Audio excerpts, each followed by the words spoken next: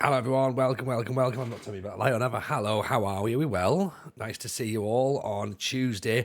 Don't normally see you on Tuesday. It's a bit of a new thing, isn't it? Because obviously, well, I'm gigging tomorrow night, so we can't do tomorrow night. So we're going to have to do tonight instead. And that's fine because, of course, last night was summer transfer planning. It's the start of season 3, or at least it's pre-season, end of season 2, leading into season 3. And as you know, we don't just do summer transfer planning over one stream because we need to try and plot this properly, don't we? We need to take our time. We need to try and work out exactly how we're going to spend that teeny tiny amount of money that we've got and make it go as far as we possibly can. And last night we managed to make it work. And tonight we're going to see if we can push on a little bit further. Because obviously the big news, if you missed it last night, Ottoman has re-signed.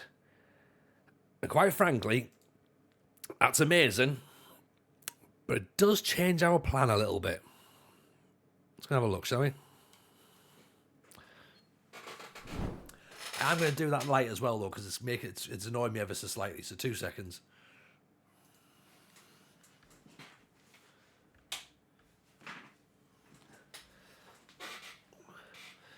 There we go. Lights on. So everyone, welcome. Of course, as we say, this is the pre-season stream. Hope you're all well. Ottoman is back, says Rugio. Alexander Corbin is in. Franco is here. Holster's here. Total Hoofball is here. Fraser Lloyd's here. Martin's here. Scott Games is here. Everyone else is chilling in the background. Rugio, of course, my man. Welcome in to everyone. If you're chilling, of course, you're very, very welcome. Also, hello to our friends over on YouTube as well. Hope you're well. It's nice to see you here. Apologies for last night when I didn't realise that the stream had actually restarted in YouTube. So apologies if I ignored you. That wasn't intentional. That was an OBS problem. So we blame OBS around here. Lulu Booster, welcome in. How are we? Clue is in as well. Any trifle tonight? I can't keep doing the trifle. I did trifle last night, unfortunately. So I have got a hot toddy though, because my throat's starting to go a little bit, because obviously the little one's got tonsillitis. So bottoms of everyone. Josh Hill, what are we doing? We are doing a Build a Nation Greece. We finished season 2. We finished 4th in the second division. We finished 3rd in the second division the season before that. So we're going to try and push on a little bit this year. We need to get promoted because the board now expect us to finish in the top 2 spaces. So here we go. This is going to be fun. Right. Planning means this.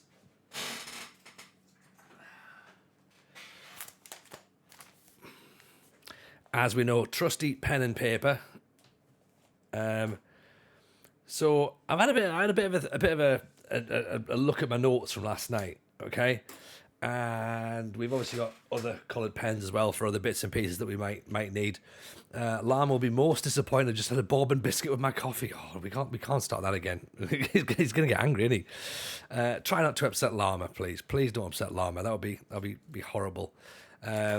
Do feel free to discuss biscuits at any moment in time, of course, and let me know what your favourite biscuit is, and if it's something that we don't agree with, we will shoot you down in cold blood. But yeah, so plans we went through last night, right? So we went through as we tend to do, okay, with a fine-tooth comb on the squad, and looked at the players that we've got, and then we looked at whether they were out of contract, and the answer to that was usually yes, and then we looked at whether they were worth our time coming back to and trying to put a contract in there. And then if they accepted, we then did a little thing of how much extra money we've gone over budget to retain them. And most of the players were kind of like reasonable in terms of what they agreed to add to their wages. Some we actually won. He actually saved some money on, so that was quite impressive. Kuntaritas said, you know what, save yourself 200 quid. I was like, all right, champion, let's do that then. Nothing wrong with Bob and Biscuits at all, Franco. It was Llama. Llama kicked off about it last night. He's not a fan. This, we'll do it this way around first of all. So this is the current situation with regards to wages, okay? Currently spending 31 grand. Committed to spend 31 grand, I should say. Sorry, our budget is 28. Obviously, that doesn't take into account the fact that some players still haven't been released yet, okay?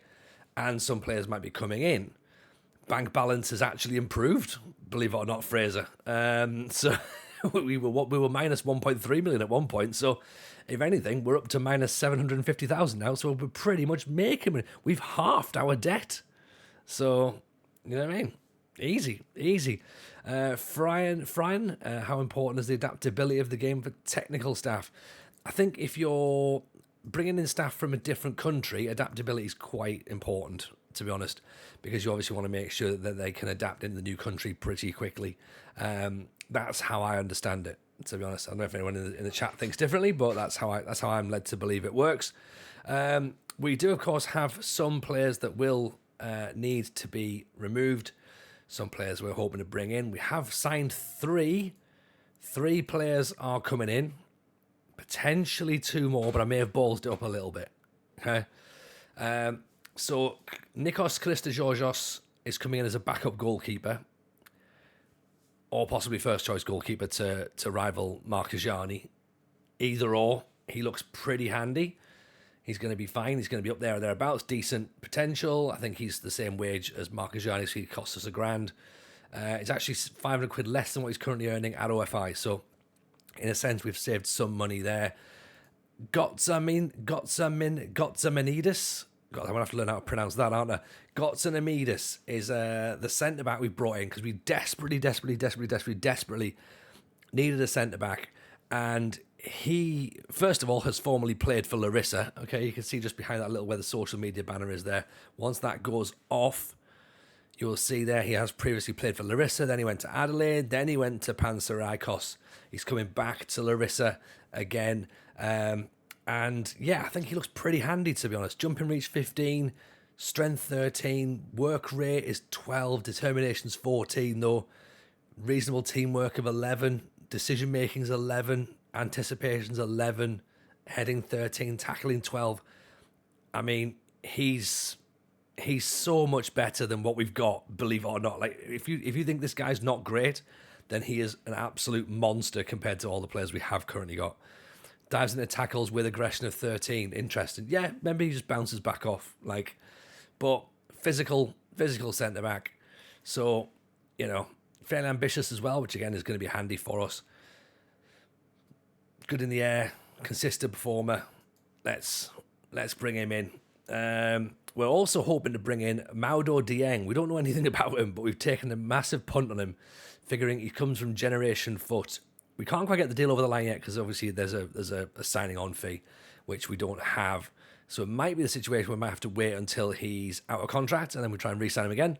So we're just waiting to see if he's any good, really. This guy here, Andreas Athanakopoulos, Andreas, we'll call him, is hopefully going to be our new creator.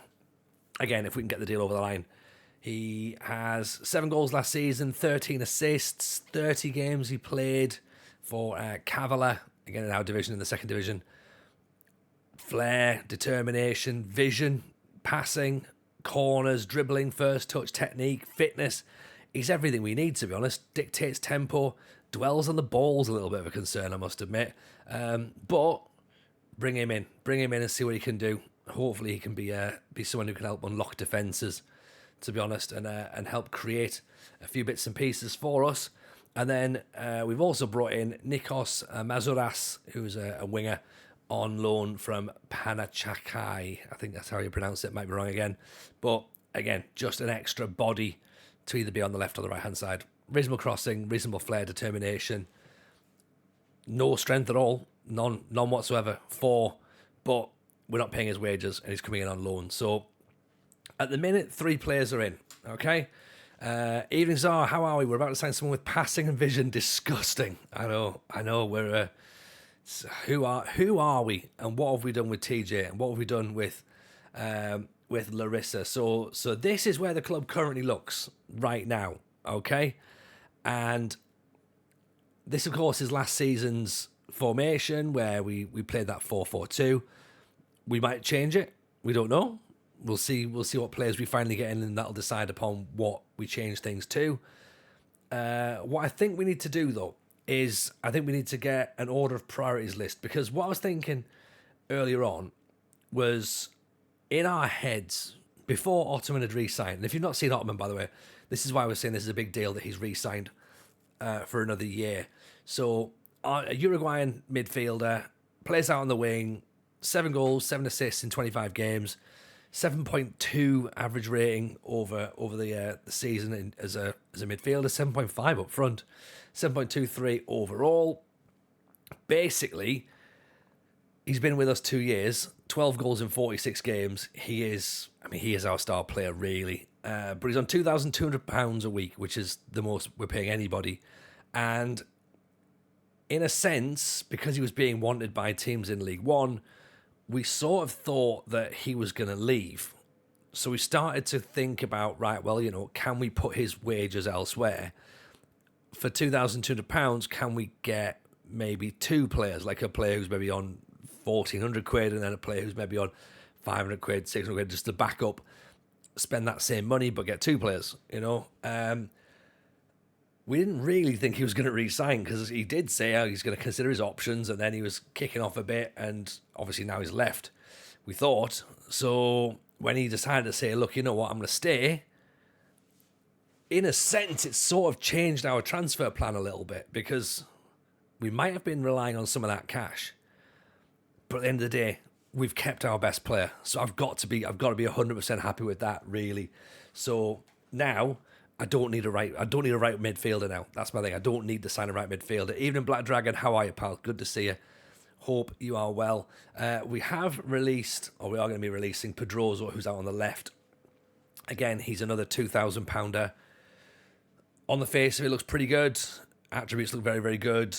9 goals in 19 games, 4 assists, still looks pretty good, but he was injured quite a bit, and he's kind of been a bit of a disappointment, really, in terms of how good he should be. He is wanted by the team who've gone up into the top division and another team in the top division, so I think he will go, and I think we have to use his wages elsewhere, to be honest. So that's probably what we're looking at. So I think in terms of players to still buy, the order of priority still has to be a centre-back, okay, because we've only really got one, which is the lad we just brought in there, Matza, what's he called? Got Samanides. So we brought one centre-back in. Okay, so I need to get an order of priority. I need to get my top 3 targets as well. So another centre-back needs to come in. We need a creative midfielder. Okay. And we hope that that's going to be Andreas. Okay. Write him down. Athan Esakopoulos. If we don't get him, we need another idea behind that. I suppose Maudo Dieng is our number 1 target for centre-back. We could probably also do with a striker, really, because we only really have the couple of guys that we've got from Super Mario and Doumbia. We have got Maldini in our sights. He wants a lot of money, so that might take a bit of shifting around to make that happen, but let's not be too surprised if we don't make a bid for him on deadline day as well. And realistically, I mean, he's not bad, actually. Thiminas. Ball-winning midfielder. I mean, we've got defensive players, but he does it pretty good. So I suppose looking at what we're trying to identify, then creative player, centre back. Let's go shopping, shall we? Let's go scouting around, see what we can find. J King, by the way, welcome in, welcome. Friendly Ghost is here over on YouTube. I should say hello to the YouTube crowd, by the way. Hello, Friendly Ghost. Alan Reynolds decided to count out. Oh, it's Rogie. Rogie's all the way over there in YouTube. Is your number 1 target Christian Pulisic? Yes, it is. Yes. Pulisic is going to be the first guy. He's going to play centre back as well. So very much looking forward to that. This guy looks fairly handy, doesn't he? Gabriel Javier, but 31-year-old Brazilian lad. Could be worth looking at, maybe. Injury prone, likes big matches. It's a trade-off, isn't it? It's a trade-off. Stefanios was on loan to us. He didn't play too many games for us, to be honest. 7 games, 3 goals, so not a bad player, but he's got a lot of money in wages, so probably not going to be going after him, to be honest. We kind of blessed with right backs at the minute. Jogo Benita, sorry. Welcome in. Evenings from Cyprus. Buzzing to catch the stream. Watched live episodes on YouTube. Very excited to be here and meet you all. Jogo Benito, welcome in, my pal. How are you? Welcome. Hope you're good.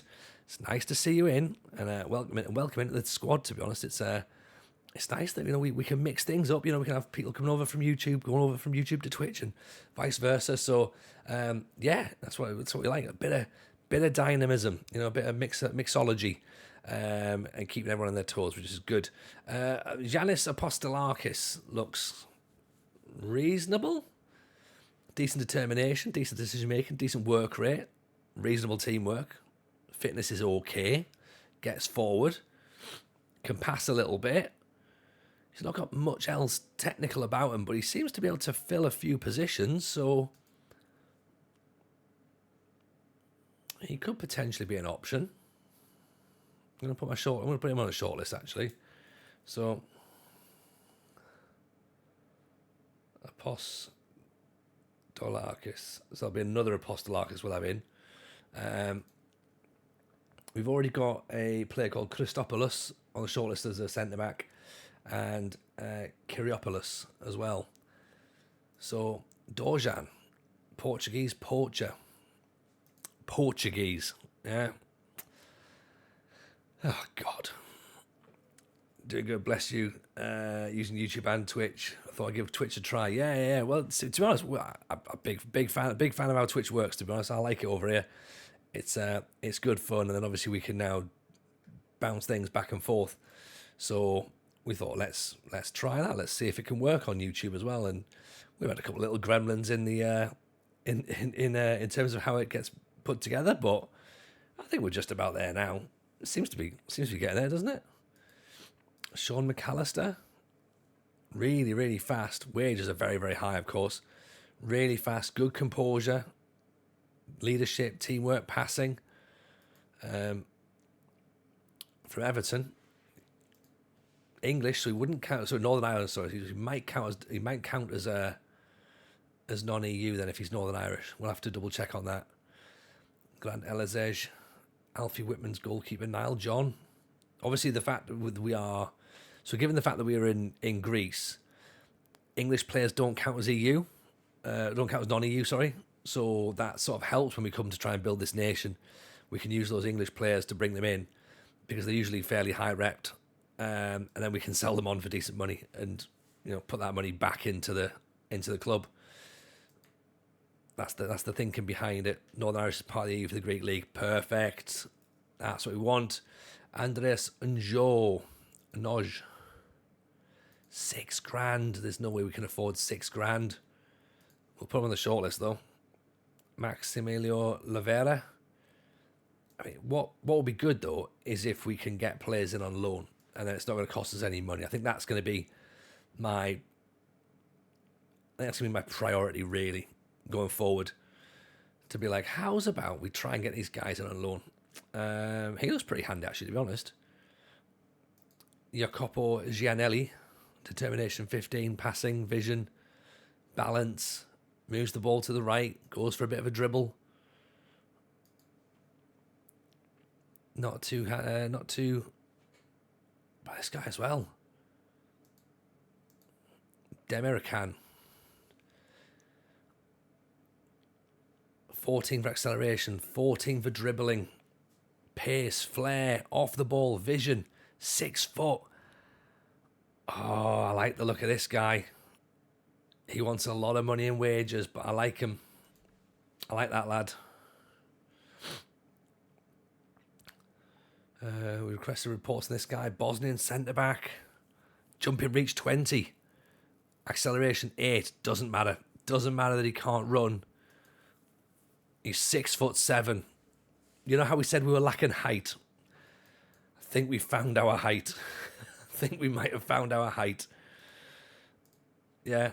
He's on 140 quid a week as well. Determination 14. Jumping reach 20. Stamina 14, strength 14, heading 14.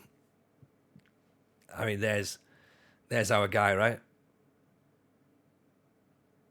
Fairly susceptible to injuries. How many injuries has he had? Hernia, fractured toe, virus. Pff, that's nothing. That's nothing. Get the boy in. How much is this going to cost us? $2,000. Just sign the giant. Like it's 100%, right? There's just no ifs or buts about it. It doesn't even matter if he's not any good. He just literally has to be signed, doesn't he?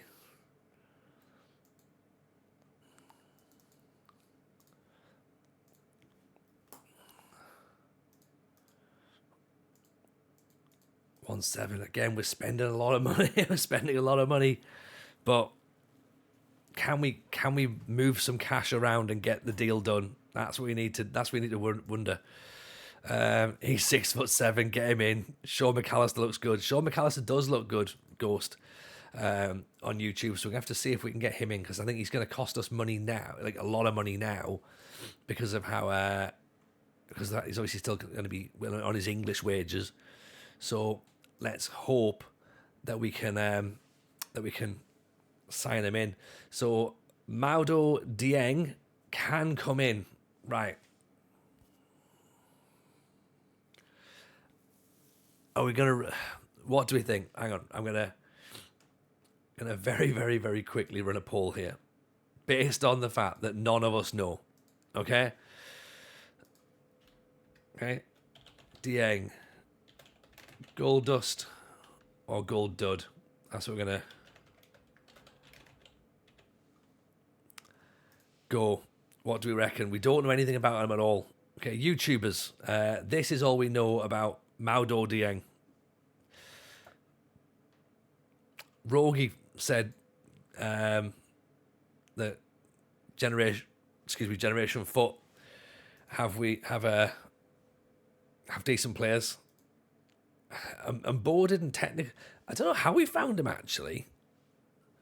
It must have been on Bo possibly, but there's no report there. Because I feel like that would be the sort of thing that Umbo would find. Is he? Where is he? Is he here? He's not there. Came here just for voting for Dieng. I mean, you're right. We have to trust Umbo, really. What's his average rating? His average rating is like 7.02 or 7.21.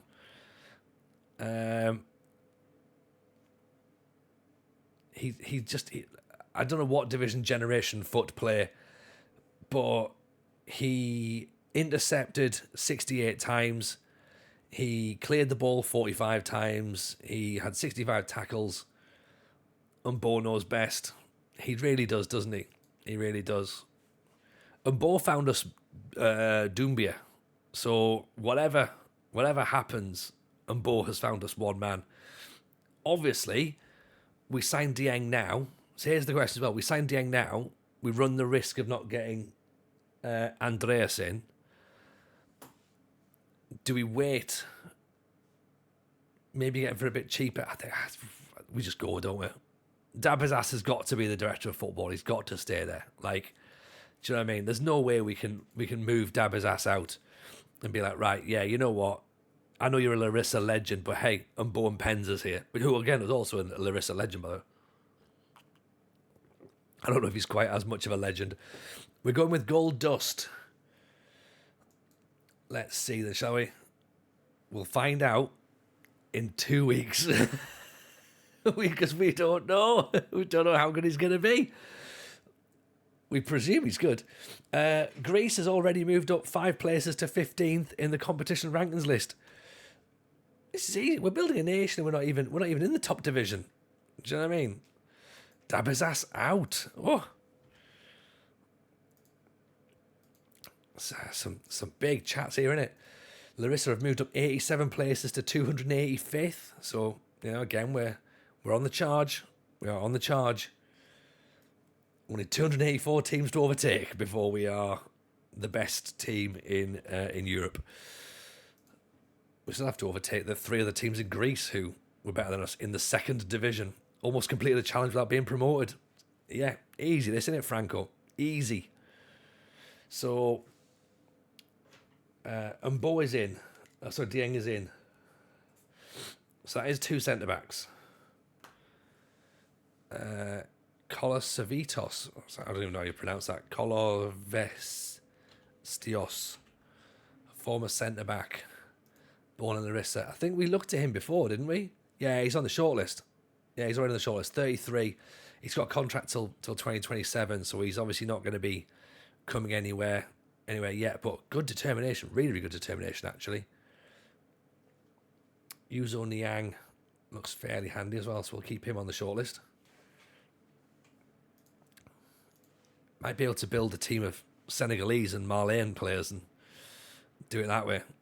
Build the... Can we delay that again? $8,000. I don't know if we can or not. $8,000 for Radesh. Again, I'm not entirely sure it's going to happen, is it?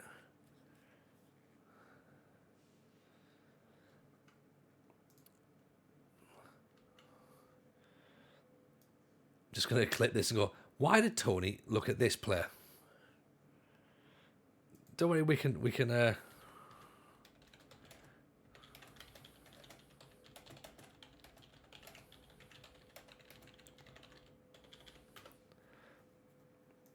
because what we might have to do is we might have to hold a meat raffle, yeah, or wait until their contracts expire and then go back in for them again.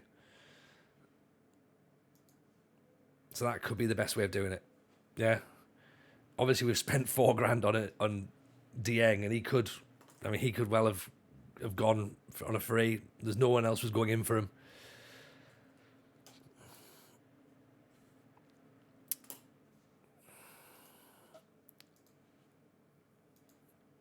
Where do we go? So 8 foreign players, 5 non-EU players. We've currently got 4 non-EU players. We've currently got 3 non-EU players who are not under 23s. So we're doing fine so far with everything there. $152,000 for TV rights. That's not brilliant, is it? Finances now look like maybe we do need to hold a meat raffle, Monrep. I think you could be right. We're not exactly dripping in money, are we? Sadly. So yes, that's a concern. That is a concern. We start the season against AK. We play Nikki Valou on the 1st of November, and then the 14th of March. End the season against Panachaiki. We do have some wage rises, recruitment focus, of course. We're gonna have to make some change with the staff as well. We're going to release at least the fitness coach to get a defensive coach coming in so we can start working on our defenders. I want to have a quick little nosy 24-hour stream for Larisa. yeah. Every 10 subs, we send money to Larisa. Okay. Season preview. Oh shit. Okay. This is okay. That's interesting. That's very, very interesting. Heat is on, on the street, heat is on. Oh dear. I mean, that is based on the fact that we have still got some players that haven't left yet in the side, presumably.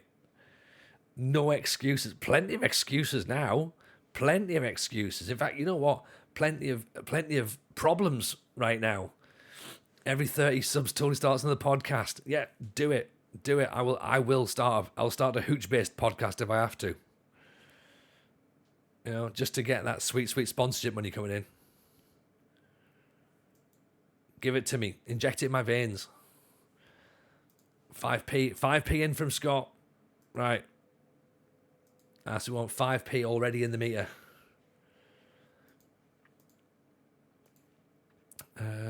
Was that a loan inquiry, is it? Oh, we can't loan.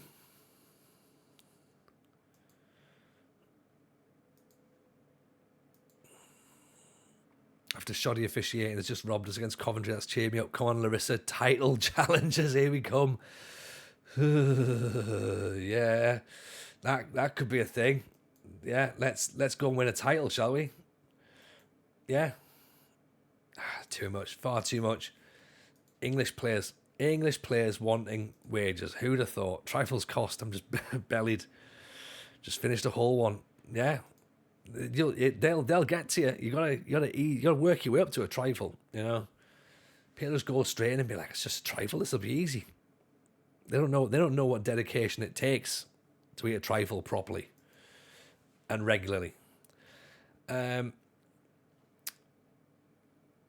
I eat a whole one last night? I'll be honest, I ate 2/3 of it. I didn't eat the full thing. Normally I go for the full thing, but last night I flagged.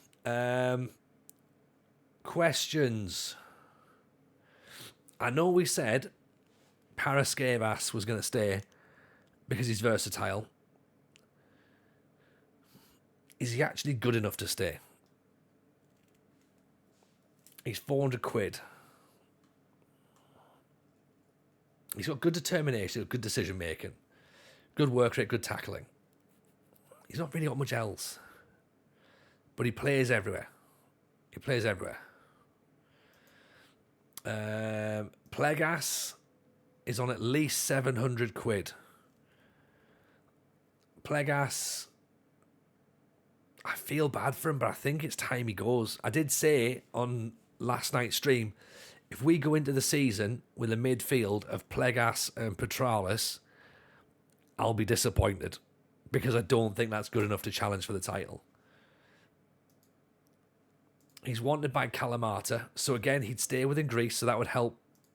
That would help the league. He's not going to go elsewhere. I sort of feel like we need to move him out and use his wages elsewhere. Like Liavis is better, so he's going to be playing in that ball-winning midfielder. Petralis is better, and then whoever we bring in is going to be better.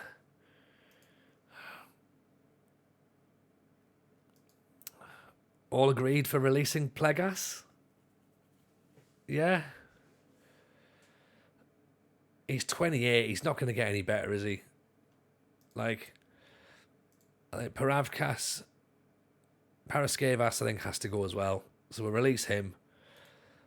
I think Seleucus can go because, again, we've already brought the goalkeeper in. Plegas is on his way out. Okay. Plegas is gone. And what about Giorgio?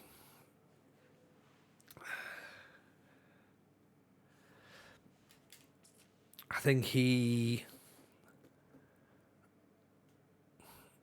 a right back, really, isn't he? He's a right back. He's not a centre back. With jumping reach of 9, positioning of 13, concentration of 13, tackling of 14. But then again, we've got right backs. We've got Delijanidis. We've got Apostolakis. Keep Giorgio as a fullback. How much is he going to cost, though? He's on 6. Bear in mind, he's on 600 right now. No more than 8, do we think? 1-3. Oh, right, well, we can't even afford it. Let's hang for now. And we'll go from there. Fitness coach, we want to release. Because we want to free him up to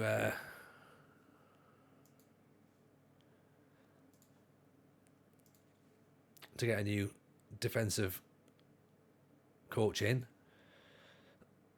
I mean, 6 for set pieces. That's probably about as good as we're going to get at this point. I think keep the players as they are at this minute. Physio, maybe we get a new physio because his attributes are pretty handy.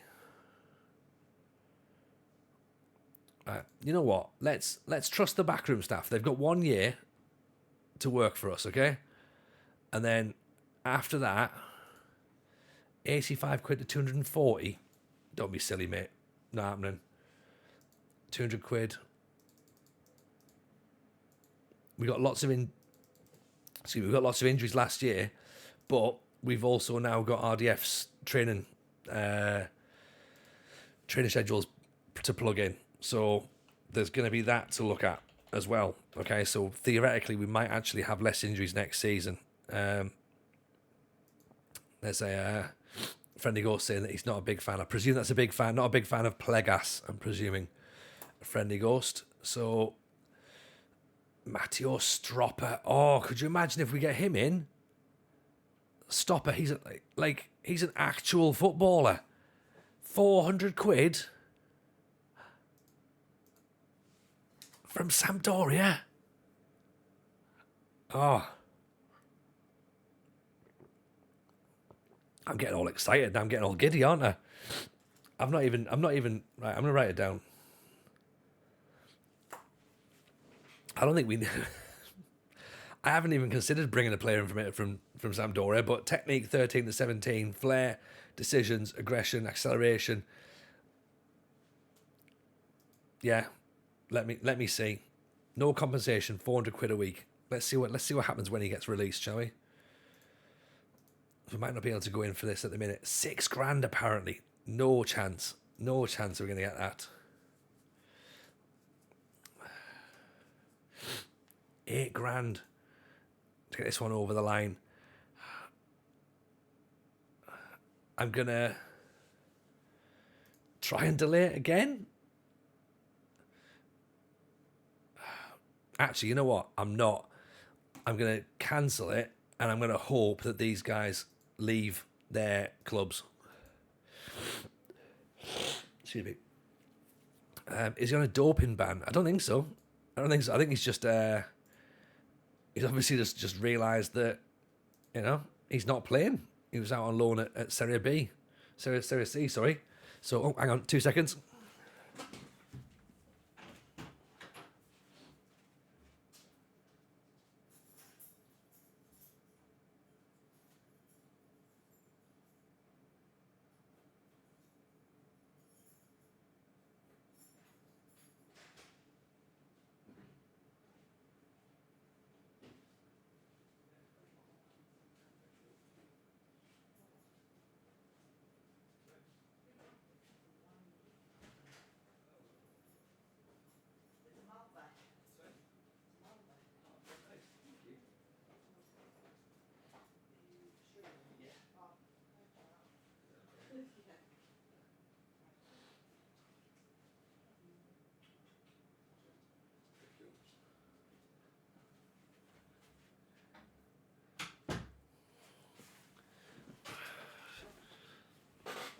Mrs. J's back.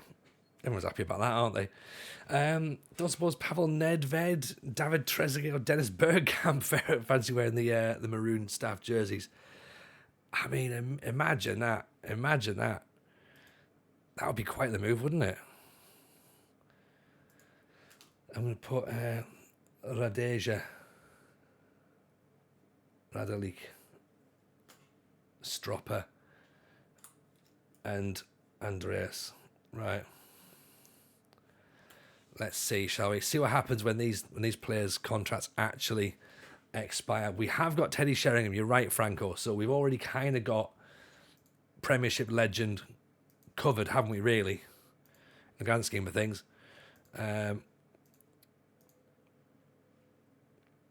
Ninikas, don't offer him a new deal? No, I agree. Release on a free, 2026, don't need to go just yet. So 1 week until players' contracts are out, and then we get to see what happens. Barbialis. I mean, the thing is, again, we don't really need to be. He's chief scout. Yeah, 64. His contract's till 2027, so he's not going to be coming anywhere just anytime soon, is he? So we'll leave him out there for now. Get Stopper on trial. I think we're gonna have to wait until he leaves, because I can't see him coming on trial for a week, given the fact he's out of contract. But we can try it.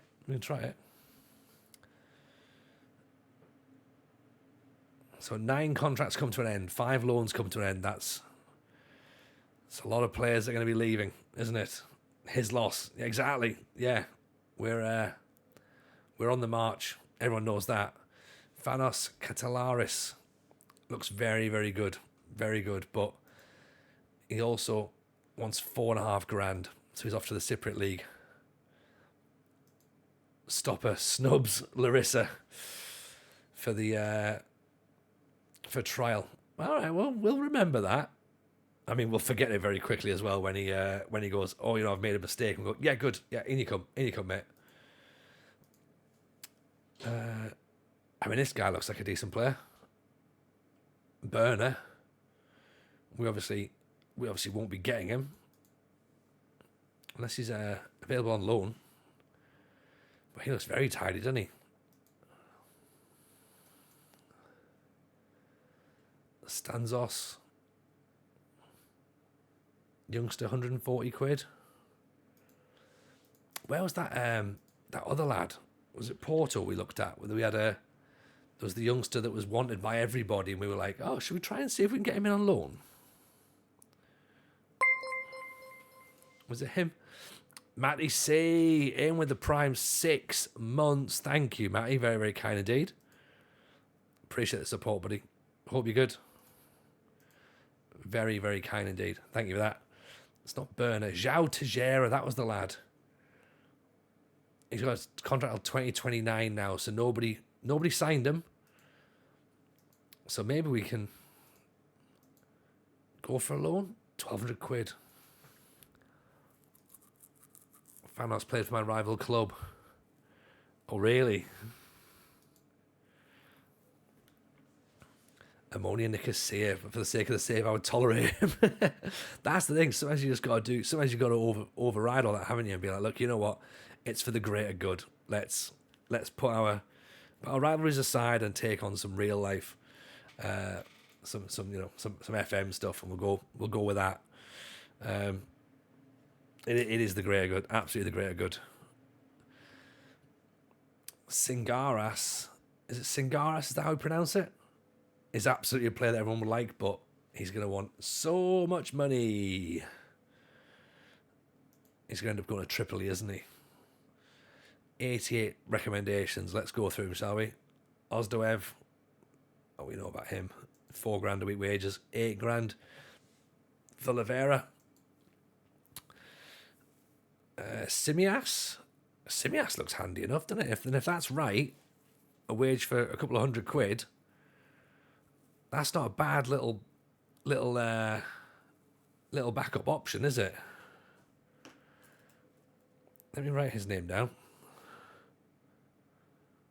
Siamas. Jacobo Gianelli. I mean, we get him in, we get Stropper, right? Evening, MH Sosa. Welcome in. Pleasure to see you. Hope you're good. Hello from Greece, indeed. We're getting a lot of Greeks in, which is brilliant. I love the fact that people are coming in and being like, "Hey, this is my club or this is my country." It's fucking cool. I appreciate the follow as well, by the way, dude. Very, very kind indeed. Thank you so much for that. Demircan would be good if that wage was a lot lower. Again, we'll wait and see what happens if he does leave the club. If he does leave Bayern Munich. Momo Yansane. Again, looks pretty handy, doesn't he? $4 a lot. There's a lot to like there. Dribbling, acceleration. These are all attributes that are way ahead of what we should be having, of course. This fella, we desperately want him in, don't we? 6'7", jump and reach of 20. Yes, please. Just, please don't go to anybody else. Levidiarkos. Oh. Of course, Levidiarkos. Hope he doesn't go there. Kottas. Terrific domestic signing for the future. Jumping reach of 16. 1.6. Okay, so Kottas is the backup defender then. Okay. And he can play midfield as well.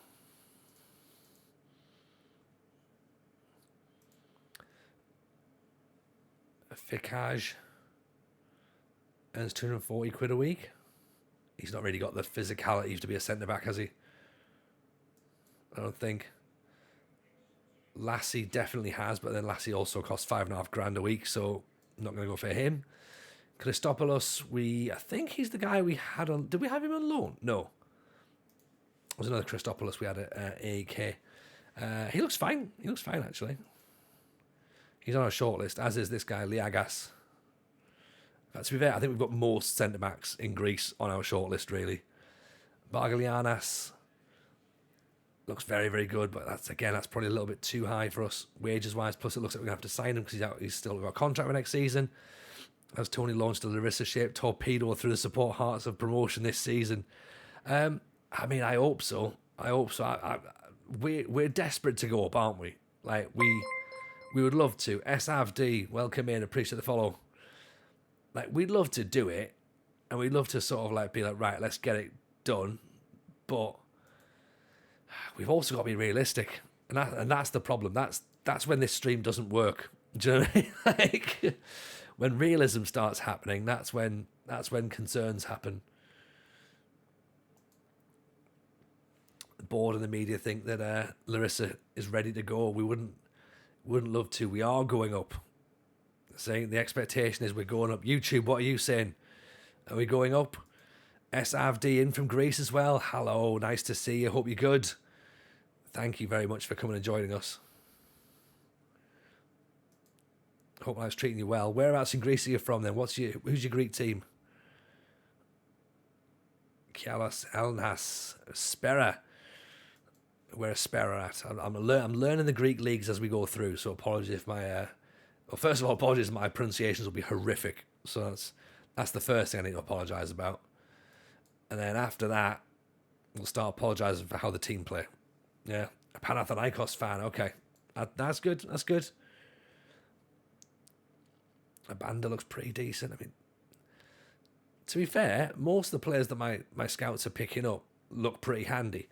Now, they either look pretty handy because my scouts are doing pretty decent, or our players are that bad that whoever our scouts see, they look so much better than what we've got. And I think it's a little bit of a mixture of both, to be honest. Andreas Caro, $2,000. He could be pretty decent. Purita, 1.8. Like, this is bizarre, isn't it? Because obviously we've sort of got to the point where we're just like, £1,800 is a lot of money, in it. Like, £1,100, that's a lot of money, and it shouldn't be. It shouldn't be that, but that's the league we're playing in. Yeah, this is where our game is right now. Dimitros Liminos was on trial at the previous save I caught on YouTube, presuming he didn't want to sign for the Queen of the Lowlands. I think he's still on trial with us, or he's maybe just left. There he is there. Yeah, he's still here. We haven't actually approached him yet. The Brazilian and Greek player. I think it's because I thought he was going to be too expensive because he'd been at Cologne before, wasn't it? I don't think we've even asked about his wages, to be honest. What are they looking at? 1.7. That's not too bad. You also see the Save Us Spartans on YouTube. Yeah, we've got two going on, to be honest. We've gone back to Blythe Spartans, so I'm kind of sort of known for Blythe Spartans, I suppose, really. That was a save that I did years ago, which then became part of the stand-up show. And I was like, you know what? This is the year to come back. But then also Greece was the year as well, wasn't it? So we need to put all of our energy into making this the best save we can do. And it's great that we can now sort of like span both platforms. We can have people being like, hey, I'm going to come and watch it on Twitch. And I'm going to catch up on YouTube as well, because we do need to start splitting some things down and doing like some sort of end of season videos and reviews and stuff. So yeah, it's just cool. It's just cool. By the way, if anyone's brand new, then please come and join the Discord. Come and hang out with us over there. You're more than welcome to do so. I don't know if links work on YouTube, but we'll certainly try it. Put the Discord link over there as well. Even the Arsenal, how are we, buddy? If they're finding players who want $4,000, they should be pretty good compared to our guys. Yeah, but I mean, even the guys who are like wanting 1,600 quid, they look better than the guys that we currently don't have, to be honest. I mean, this Sean McAllister, Let's see if he fancies a bit of trial, shall we? Because you're right, he does look pretty handy. Who's no one's interested in him. They're saying $3,000, but if we could nudge that down a little bit, we could be onto something there. Greece is good. The Arsenal. We think we've. I don't know if you've already seen it in the Discord or not yet, but I may have tried to sign a 6'7" defender with jumping reach of 20. So some people said, or at least the statistics said, that we didn't have very decent jumping. So I said, right, let's find the biggest player, shall we? And that's what we're trying to do. Erkin an Uzbekistani player who might be quite handy, maybe.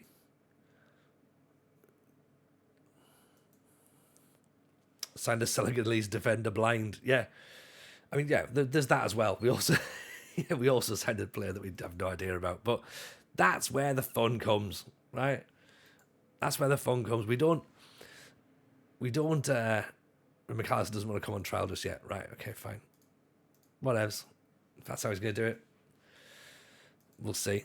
How high can we kick our set pieces will be the next question. Yeah, like NFL, that high. Or rugby.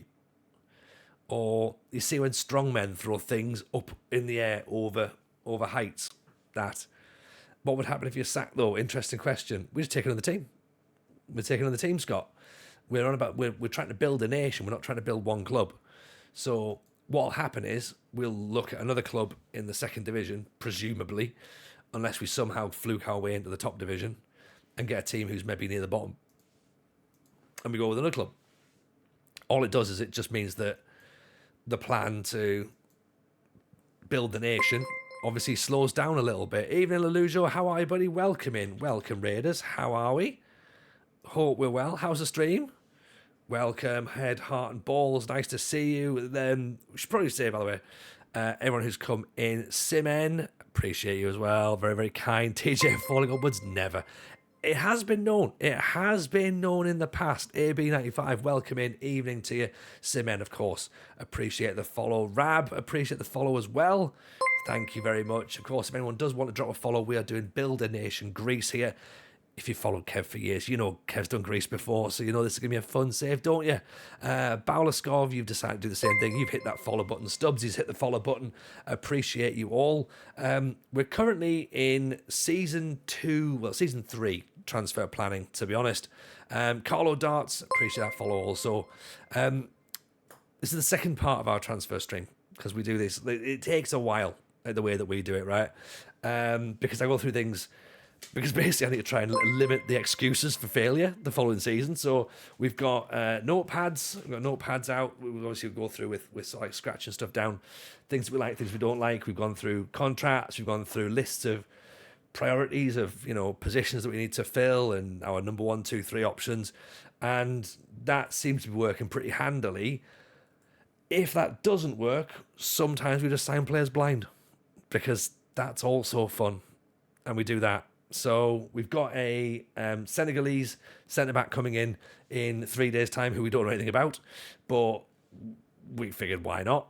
And we're also trying to sign a 6'7" centre-half who's got jumping reach of 20, because we lacked height, so we figured we'd buy all the height we could possibly find. And that is what we're doing right there. We are at a club called Larisa as well, who basically, they are in the second division of Greece. Last 2 years, we finished second in the second division, which of course was split into 2 divisions, first of all, North and South. And then we finished 4th last season when they made it all into 1 division. So unfortunately, we still haven't been promoted. And unfortunately, this season, the expectation from the media, they expect us to walk the league. And that's a lot of pressure. That's a lot of pressure. Do you know what I mean? Like, granted, our top player has re-signed a new contract, so Ottoman stays. I'll just find you Ottoman. You can have a quick little nosy so you can get yourself familiar with some of the players that we've got in this team. So Ottoman here, Uruguayan midfielder, 12 goals in 46 games over 2 seasons. He's got a stack of assists last year as well. 8 assists, 7 goals. He got 8 assists the season before. He got 5 goals. So we were wondering if he was going to leave. He decided to finally turn and say, you know what, no, I'm staying. Fantastic. Brilliant. Thing is, we started planning for life without him. We didn't manage to find his replacement, which is good. But we were sort of almost going, I could do with his wages, but he's not around. Well, he is around, and that's good. We're going to keep a hold of him. We're going to lose Pedroso, who's also on the same amount of wages, so $2,000 will be made back in a second when he leaves. 32-year-old Argentinian. Looks good, plays good. He was a bit inconsistent last season. He got a few too many injuries for our liking as well. And to be fair, if League One sides are after him, we're trying to cash in. We're trying to get him moved out. But I think he's going to go on a free, which is fine. Take the money. Yoris Okore is going to go as well, hopefully. We put a really silly $20,000 release clause on him because we thought, right, that'll be fine. Like, he's going to play well and we're going to cost ourselves when it comes to him leaving. And he didn't play that well, so no one bid $20,000 for him. So now we're trying to sort of like push him out, going, hey, do you want this guy? Do you want this guy? It's going to be great. Again, too many injuries and not really performing to the wage that we're paying for him. And we want to kind of get that wages spent elsewhere, to be honest. So that's sort of where we are. We've got this guy called Doumbia, who has been a cracking little find. Some of you who are maybe a little bit older might remember champ manager Umbo Mpenza. There was a champ man legend, Umbo Mpenza, and his brother Emil Mpenza. They were 2 Belgian players. Now, Umbo played for Larisa in Greece at one point in his life, and so we thought, well, we'll get him in as a scout. He's a scout in the game, and his knowledge is yes, basically. So this is his scout knowledge here. Belgium, Greece, France, Democratic Republic of Congo, Germany, Netherlands, Guinea, Nigeria, Bosnia-Herzegovina, Croatia, Denmark, Norway, Slovakia, Sweden, Spain, Ukraine, Serbia. He wanted 50 quid a week to be the scout. We thought, get him in. Perfect. He found this guy here, Mamadou Doumbia, from a club in Mali called the Black Stars. He'd scored 24 goals in 51 games. We thought, is he going to be any good? We'll try and sign him in January, bring him in on a free transfer. And yeah, he's fine, to be honest.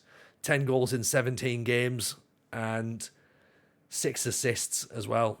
So he's going to be our sort of like, he's our new star. We're putting him at the top of the table and like everything goes through him, really. 19 years old. He's already potentially valued like nearly 2 million quid, which if we have to sell him, great, we reinvest the money, but hopefully we don't have to sell him and we can at least use his goals to put us into sort of consideration for promotion this season. And Bo and Emil were talented ones, yeah. Like, they were both talented. I think Emil did go to, are you saying Schalke there? That's a possibility, actually. And Bo, where is Mpenza? Because Emil was in as well. Unless he's decided to leave. Yeah, he's not in at the minute. He must have left. So we're going to try and get him in as well. We've got Teddy Sheringham as a coach, by the way, as well, in case anyone's confused, going, I wonder who Tony's got in his coaching staff. The answer, Teddy Sheringham and Nikos Dabizas. So there you go. Teddy Sheringham fancied a little jaunt to the Greek sunshine. So he's doing some coaching for us. And Nikos Dabizas is the director of football, who again played for Larisa. So it sort of makes sense that he's there. Teddy Sheringham makes no sense.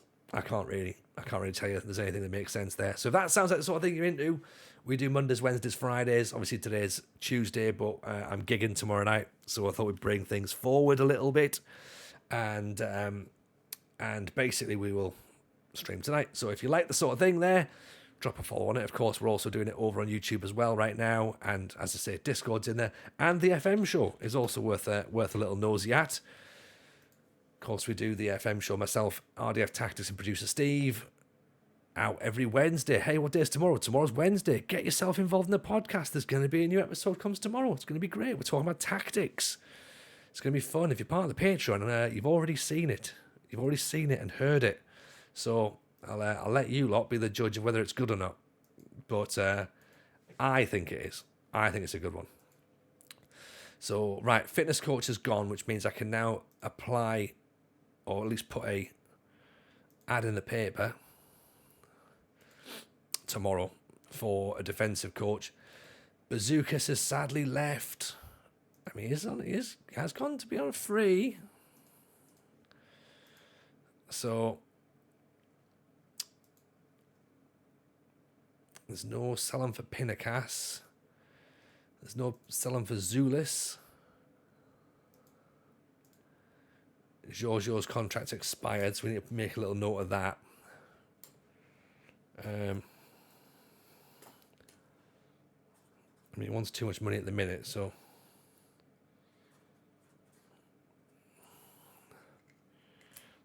Also, as well, let us know what your saves are as well. By the way, of course, come and tell us what's going down in your worlds. Feel free, of course, as I say, to join the Discord. Players have gone. Pedroso's gone. Brew's gone. Plegas, Seleucus, Parascavis, Nino, Matildis, and Gega have all now officially left.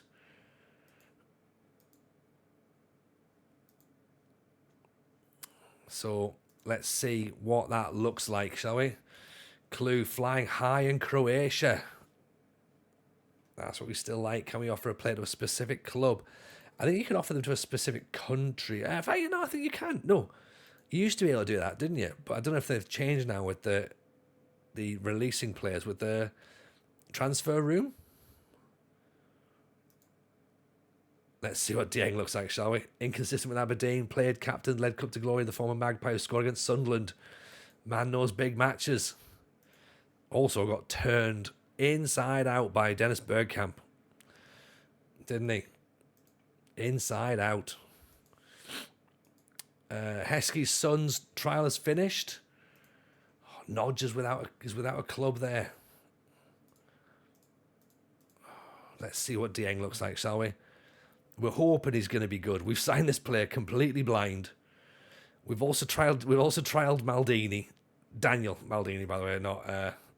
But to be honest, I would have even tried to have got Paolo Maldini in personally. I would have tried. Finances don't look good.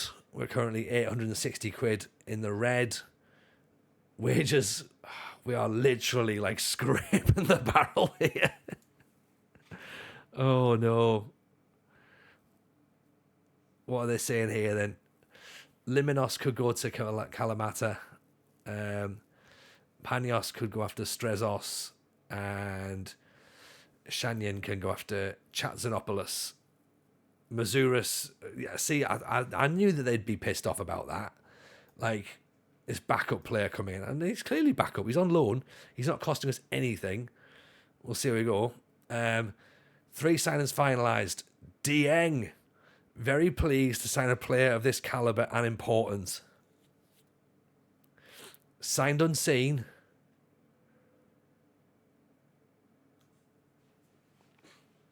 Decent enough.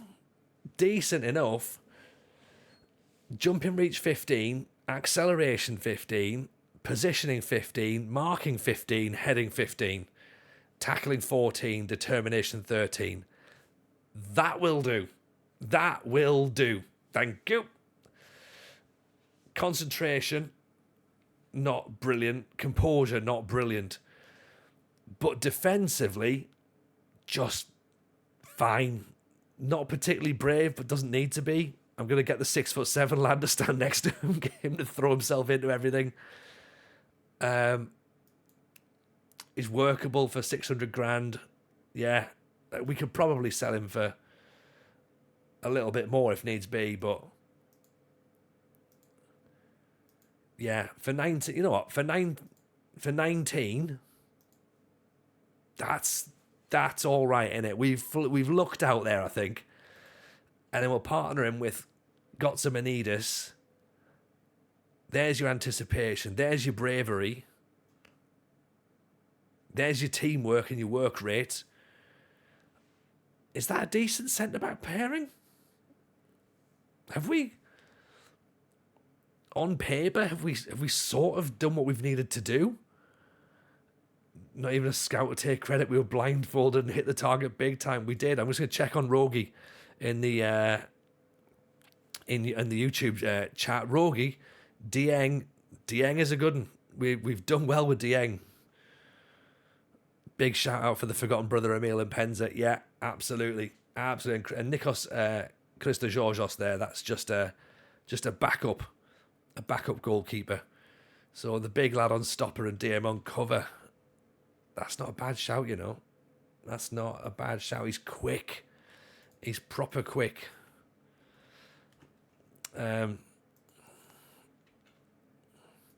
So let's just go with sorry, questions in the Discord. If I don't go up, is this a bottle job? Yeah, probably. I think that's probably how it goes, right?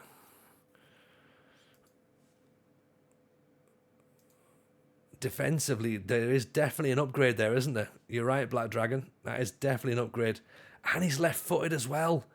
Dieng's left-footed. Gotts and Amidis is right-footed. I mean...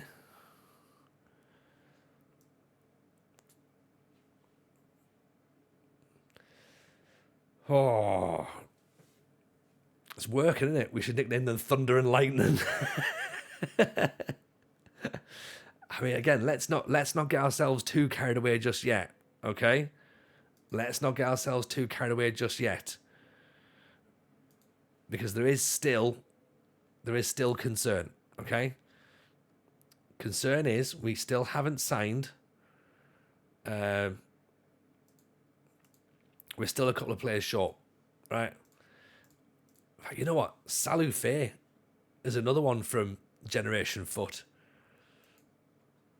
As well, we could bring him in as a midfielder. There's another guy. Where's the ones that we want? Oh God, that's literally a Greece reference, isn't it? He signed a new deal. Damn it! Damn it!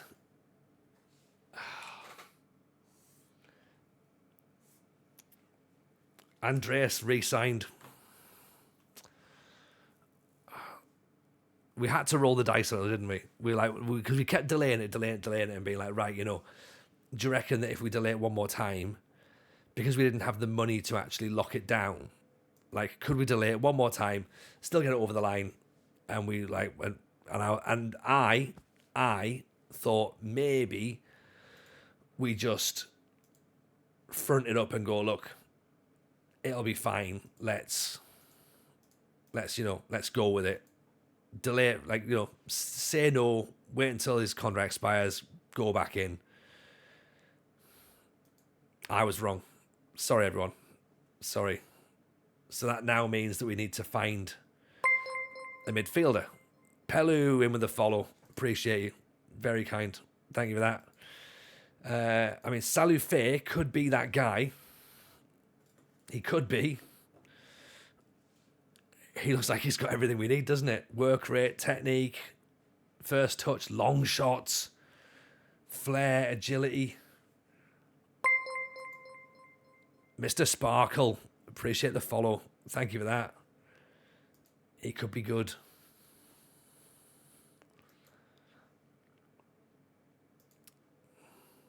So let's see. Noj wants to come in on trial. That's good. Radilek's coming in and Faye's coming in. So let's get these players registered, shall we?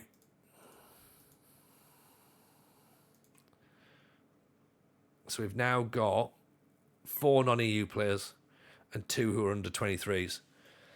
Just so attribute masking, signing a very decent centre-back from Africa without using attribute masking.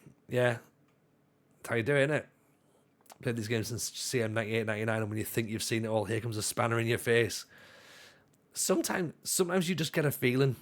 That's the thing. Like, I mean, we've been playing these games, or at least I've been playing this since the original, like Champman, the original FMs, and the original, like, just any video game really. I've been playing the whole lot. Like, and there's just certain things where you sort of go, you know what? I bet that player's probably all right. Doesn't always work. Like, you know, there's a lot of times when you do it and you go, I was wrong. That's definitely not it. But with this one, I think we've lucked out there. I mean, Doumbia as well, we didn't know a great deal about Doumbia, but we sort of went with it. Can't claim Italian manager. It was beyond dreadful. Hey, Chapman Italia was brilliant. Been playing since the 3.5-inch floppy, says Boloskov. Yes, that's same here. Same here. Like, you know, shout out to the lifers in the room.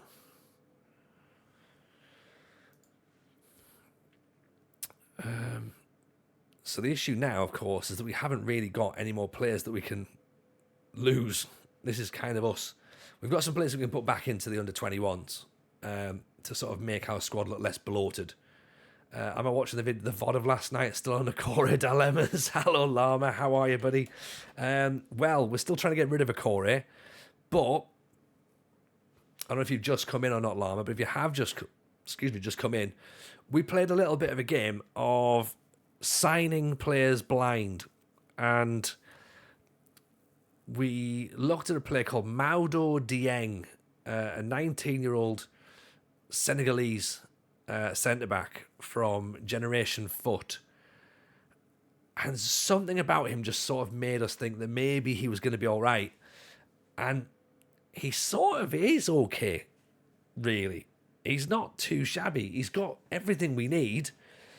Positioning, determination, jumping reach, acceleration, marking, tackling, heading. All above 14. Work rate's not brilliant, teamwork's not brilliant, leadership's not brilliant, but for 19 years old, we can work with that, can't we? We can absolutely work with that. And hopefully he's going to be a half-decent centre-back that we can put in and slot him up alongside this guy, Gotsanamidis, who's going to be the kind of the traditional centre-back, I suppose, really. The guy who's going to be in there doing all the tackling and kicking things. So definitely defensive upgrades in that sense, but now we're looking for a central midfielder to come in and sort of pull the strings, really, be that creative influence. Is it going to be a Maldini? Can we afford? Maybe. This lad, of course, we desperately want as well. Finances might be an issue, but he's 6'7" and he's got jumping reach of 20. So I will not hear a word against why we shouldn't sign him, other than, Tony, we can't afford him. And even then, I'll say, no, find the money. Find the money. Get him in. Yeah. I don't care if he's slow. I don't care if he's susceptible to injuries. He is big. Right? He's 27 years old. He's Croatian. That's what you need, right? That's exactly what you need.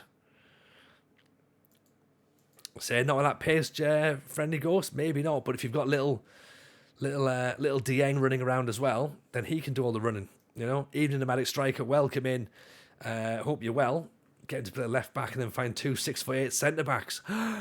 He could be the midget, couldn't he? Get Carl Hewlin in, and he can be the poacher up front.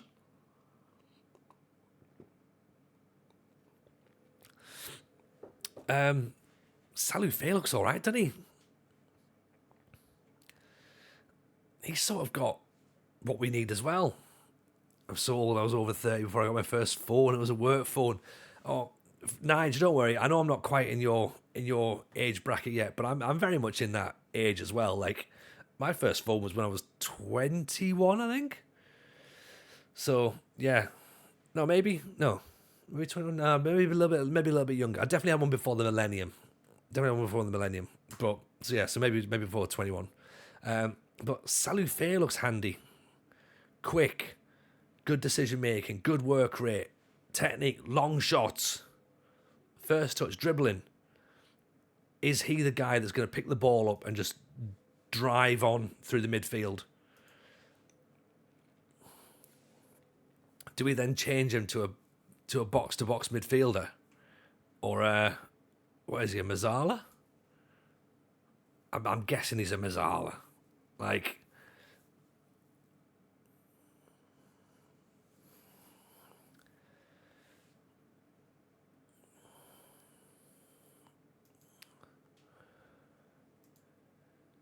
he only wants £1,000 for that kind of money. Let's just see if we can put it in.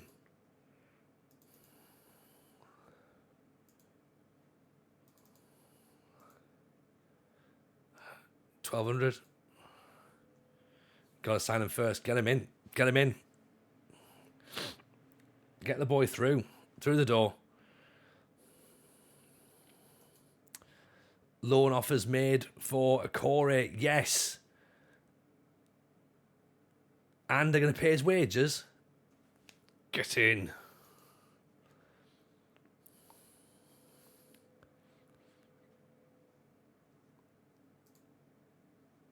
Right, so that's good. Yeah, accept that. And that's good, accept that.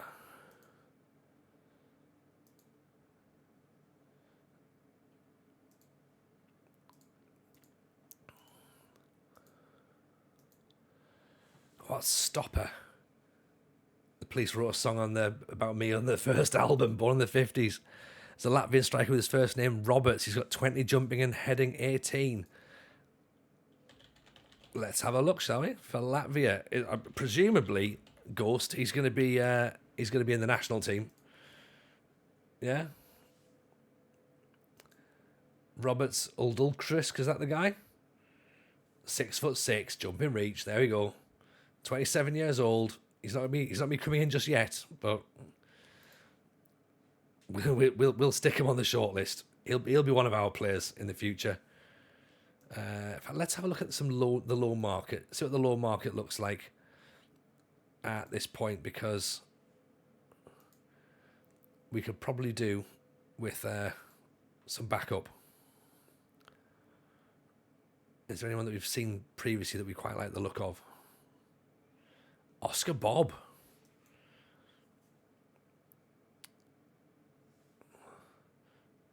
Asbjørnsen from Bayern. Actually, what happened to that lad? Did he get released?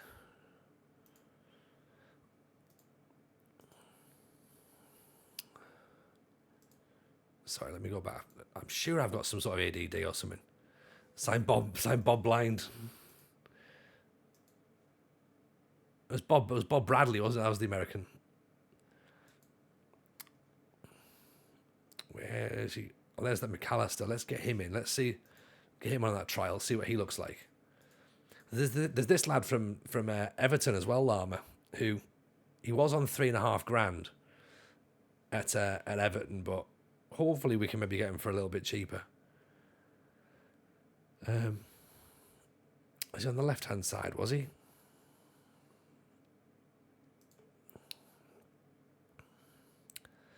He was Turkish, wasn't he? Oh, he signed a long-term contract, but he's available for loan. £1,000. We're not paying £1,000 for loan players. We can't do that. Oh, well, we do try and get a bit of vibe on the go. Z80, you know that. You know, we keep it fresh, we keep it funky if we can do.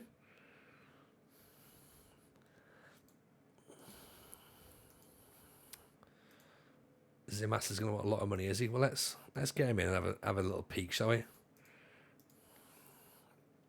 But yeah, I think we need to start looking at the loan market now.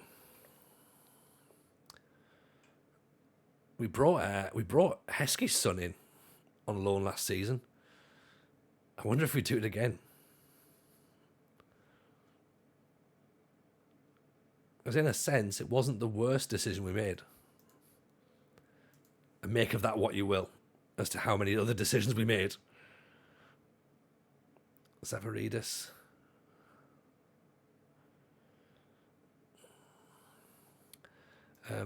Part of me wants to see what this team looks like, first of all, before adding more players in.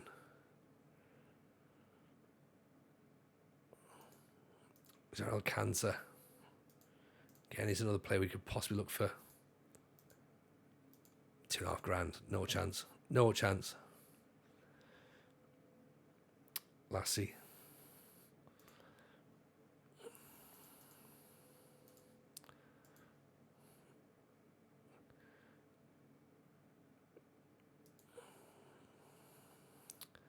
Paris Naumis. Paris we looked at last year as well. How much have you built Greece? Most of it now, to be honest. Most of it. It's pretty much done, really. I've got basically, all I've got to do is just win the Greek top division in the Champions League. So apart from that, easy really. If anything, just the just the last little bits. Nothing massive, you know. Been considering a new save based around Nepo babies. I can't possibly comment. Not after last season. Surely not. Bring out FM25 already. Yeah, I'm just gonna start streaming Axis football. To be honest, I'm sorted now. I'm already done. Completed it in the bag. It was done. It was pretty much done in the beta. Yeah. Don't know why I'm even bothering still. Here I am just clicking things, if anything now, just to keep busy, you know.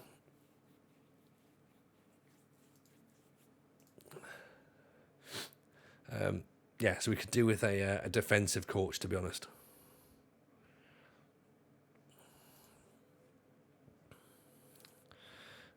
See where YouTube are keeping up. That's the guy, an absolute beast for me in the beta save. Okay, well, we'll keep our eyes peeled on him then, Ghost. See how he gets on.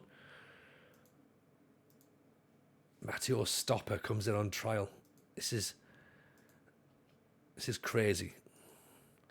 After winning the Champions League, you could renovate the Parthenon. I think the Champions League's actually played in the Parthenon, so that'd be that's the easy bit, isn't it?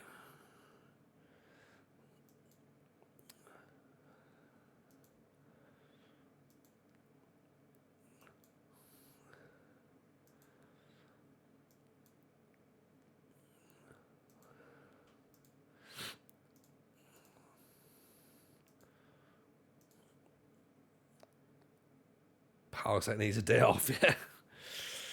Knock it down, replace it with a TJ statue. Yeah, that's probably the best way of doing it, actually. It's just in the way, isn't it? So Sean McAllister looks pretty handy. Hotshot Tony is the fave. We all know he crumbles under pressure. Yeah, it's true. It's true.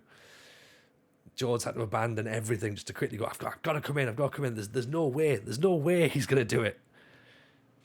If James is the favourite, what on earth is the question? And if it's not for the sack as well, then what is it? I mean, don't get me wrong. I am concerned by this. I am concerned that we are top.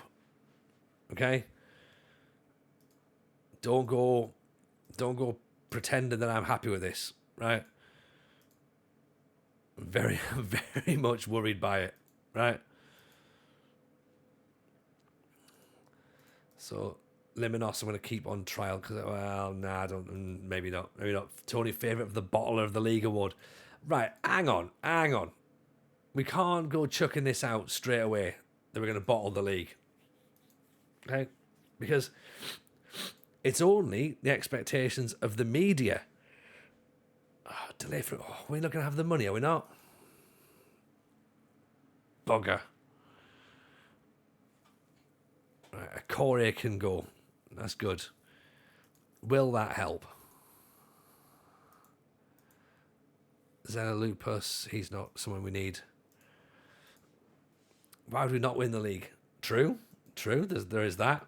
Who else is going to win it? Fair comment. Fair comments are.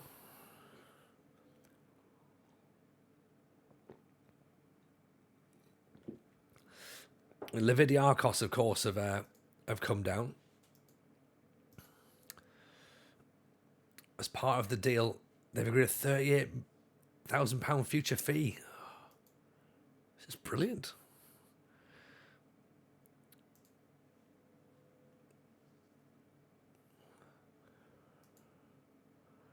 But we need to get money in. How do we get money in?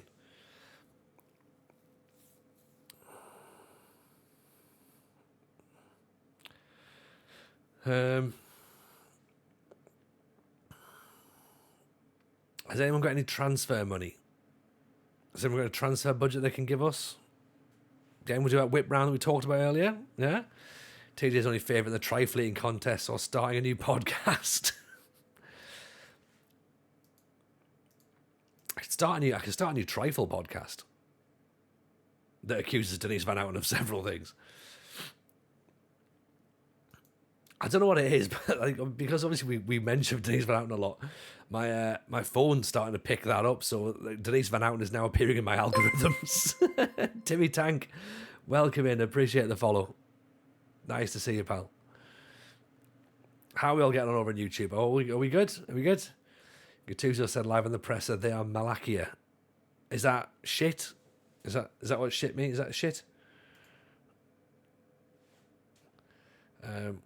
Where's the Greece job? Can we get the Greece job yet?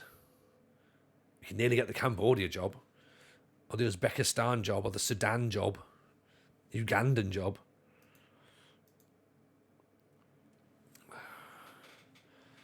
Clue on his way off. 6 matches away from third straight top Croatian league title. Nice. That's very good. And we're multi-streaming tonight. We are, Llama. We've it buggered up.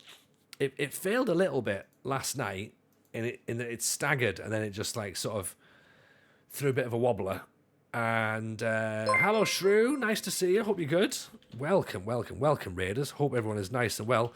I'm finding it all right. I'm finding it interesting, sort of bouncing back and forwards between like sort of saying hello to people here, and of course I'm saying hello to people over on YouTube. Hello, of course, to everyone who's come from the Shrew raid. A random eclipse sub. Nice to see you. Hope you're good. Brazilian Fury is in as well. How's the stream, Shrew? How would you get on? Hope it's a good one. Welcome, Raiders. By the way, we are currently. I was going to say attempting to build a nation in Greece. We are building a nation in Greece. I need to start believing in this. We are building a nation in Greece. But we've bought the raw materials, okay? We've applied for planning permission, and we bought some materials. That's as far as we've got, really. And we've definitely decided we're going to do it in Greece. So that's where we are. We're still in the second division, and we're about to start season 3. So in that sense, we haven't really built Greece just yet. It's a slow burner, this one, isn't it, really, these build a nation saves. So it can take time, but I think we'll be fine. We're busy getting our squad ready for season 3, and yeah, like I'm happy. Greece wasn't built in a day. Yeah, Rome was. God, it's just to knock that up so quick. Turned around, there's Rome done. And yeah, it's all done. But yeah, the Greece just takes ages. Slow burner, dying ember. I mean, you know, say what you see. Really, isn't it? There's loads of different ways around it. Should point out as well, but Llama has started his wonderful journeyman save as well over on YouTube, so you should definitely all check that out if you haven't already done so. And of course, he's streaming on Twitch as well, so make sure you go and follow him, because Llama knows his onions and he's brilliant. He's brilliant. Like, just go and give the man some love, right? That's what you need to do. Genuinely. True offers points on how to manage in Greece. Just don't listen to his goalkeeping suggestions. I mean, if his goalkeeping suggestions are Carlos Camini, then yeah, I probably won't listen to him, because I've already made that mistake myself. But if it's not, then cool. Bring it in. Let's have a nosy, shall we?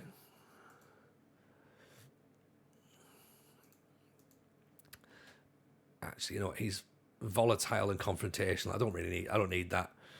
I'm going to go with Michael Lefol. He's maybe not as good at analysing data, but he's a bit more chilled out, isn't he? He's not going to kick off. He's a recruitment analyst. Is that what we're trying to get? A recruitment analyst? Yeah. Fair enough. Should start a podcast about onions. Oh, yeah, get on that. Football does make you feel like you're cutting onions sometimes. There's definitely some correlation.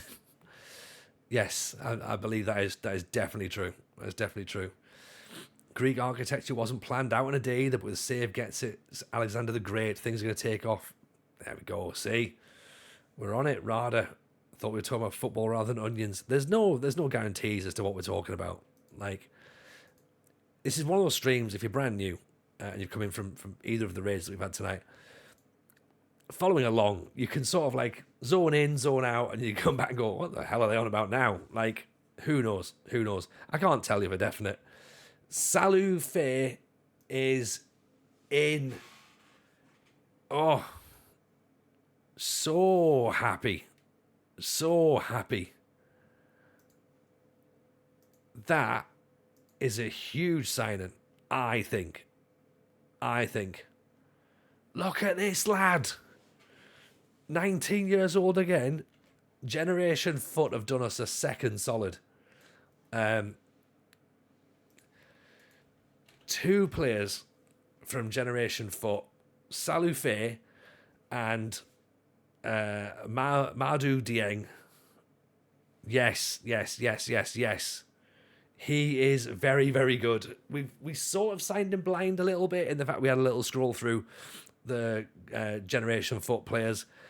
I think I spotted he had loads of did he have loads of goals or loads of assists? No, he didn't even have that good a season. I just thought he'd have an average rating of 7.18, 5 goals in 44 games, 6 assists, 3 goals. Something just jumped out. And this guy decides, well, I'm out of contract. I'll come along and have a little look at your Greek league, see what's going on there. And Salu Faye turns up. Oh, he looks he looks really good. Acceleration 16, flair 16, first touch 16, technique 16, passing 15, work rate 15, long shots 14. Composure 14. I can't believe we're going to lose the league. I can't believe with these players we are going to be that bad.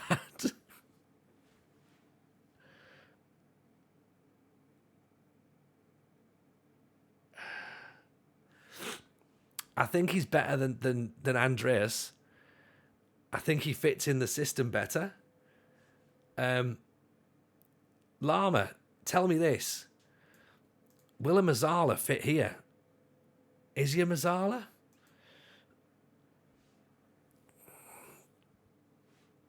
Do we change things around a little bit? Does Ottoman come back a touch to give him a bit of, so he can run here?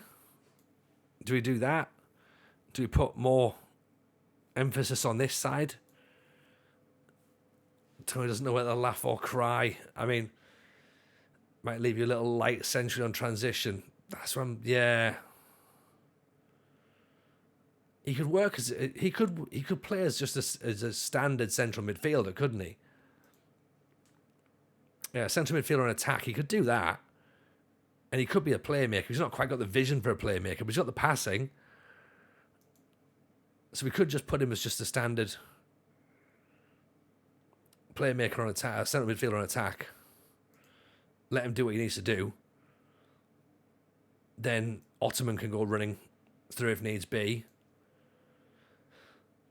Do I switch the sides there? Do I put Mario this side, Doumbia this side? Have Kuntaritis cutting in? Or do we put the... What footed is he? Left footed. Right, okay, hang on. So... that way, that then becomes an inverted winger, maybe? Or defensive winger?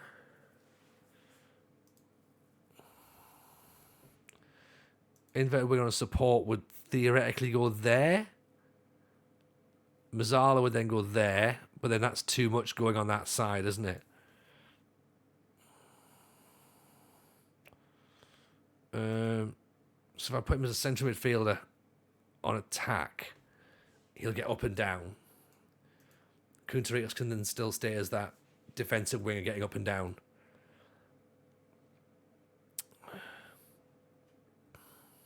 Ottoman can then... I feel as though he should be up a bit higher. And that... Does it go that way round?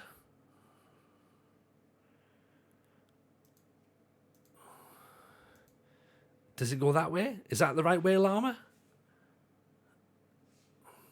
But I worry then because that's if he's on defend, he's going to get to there. That theoretically should help that. But are we going to get caught when the ball comes over? That's been the problem before, hasn't it? So unless he stays wider.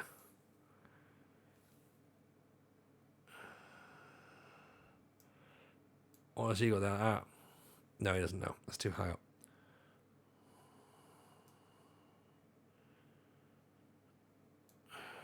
Do I put him there and just do it that way? Do we just go 4-2-4 and have it like as a ball wing midfielder? What do you want the right winger to do? What's his job? I want him to get up and create. To be honest, I don't need him as high up, really, because in my head I had visions of like the old Man United team with Beckham sort of here, not quite going up as much, and then like Neville going up around. So I've got that on the left hand side because he can cut inside here on his right foot. But I thought with this guy, he just gets forward, but he doesn't quite have the backup. You know, like when the Welsh lad was there with Dennis Owen behind him. So he'd get up to the top to sort of like get involved. And he does with 8 assists and 7 goals. Can the left side player be an inverted winger? Inside forward, inverted winger, yes. Yes, they can. In either notch as well, to be honest. So we can make an inverted winger on support, cuts inside. Would you play him high? Because then again, you're leaving yourself a bit exposed, aren't you, really? Unless he starts there.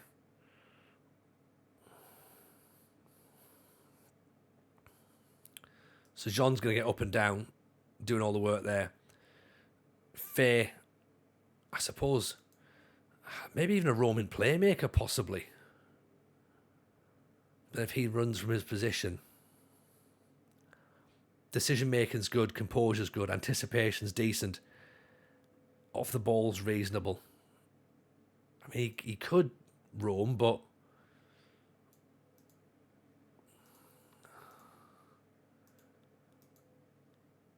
concentration's not quite there, is it, for that? How high you play them depends on how you want the ball to get to them, how adept they are at running with the ball. Dribbling 12 and declining. Dribbling 11. Liavas, not so much. People like Giggs and Chelsea's probably received the ball quite deep and then ran with it. Fair. And then they had players running up and around them, didn't they? You think Mazzala him? What would he do as a Mazzala? He drifts into the half space, doesn't he? Takes risks, gets forward, roams from the position, moves the channels. Central player that drifts wide. Mazzala is essentially a central half winger who likes to do his defending slightly further up the field, although he does genuinely have less defensive responsibility. Saka receives the ball at the pitch a lot higher. Yeah. So if I have a Mazzala here then, on the left side, is he going to get in the way with Kounaritis? Do I need to have him? Does he still stay as an inverted winger? Aims to cut inside into the attacking third to open up space for overlapping fullbacks and to overload retreating defenders. Winger works best when the player's strongest foot is the opposite side to play on. And as a support, he will cut diagonally across the defence to play the ball through the middle while overloading defenders. So theoretically, he'll run here. Faye will run there. And Jean will run there. Is that right? We switch Kounaritis while the centre-back overlaps. Evening, Katie. How are you, buddy? Hope you're well. So that then therefore gets that. Ottoman then ends up there as well. Saka is an attacker, receives the ball, attacks the goal. Kanchelskis was a creator. Got the ball, attacked the fullback before creating for others. Goes back to the previous question, what's the job of the guy on the right? So the guy on the right ultimately needs to get the ball to these two guys here. Super Mario and Doumbia. Get the ball out wide and get the ball crossed in, essentially. Crossing is pretty decent at 12. Not great, but Kunteritos we brought in because we thought he could be a bit of an interesting player out wide. I think we've got Mazaras as well, who's not really much better. So would that leave us light in the midfield here then? This is a chess match. I see no failing.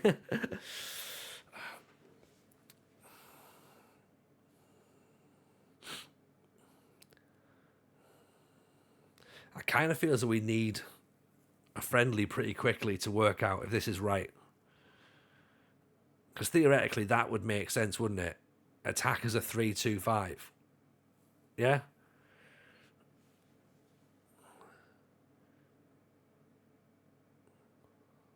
Or 3-1-6, really, I suppose, if in one sense. So let's put that back like that then. So that's how we think that would play. Attacking. So inside, inverted winger.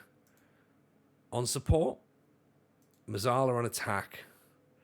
Hope they don't get in the way. Personal preference if they play further forward like a winger on support. If they play alongside the midfield, I prefer them on the attack. Right, that gets them up a bit higher, yeah?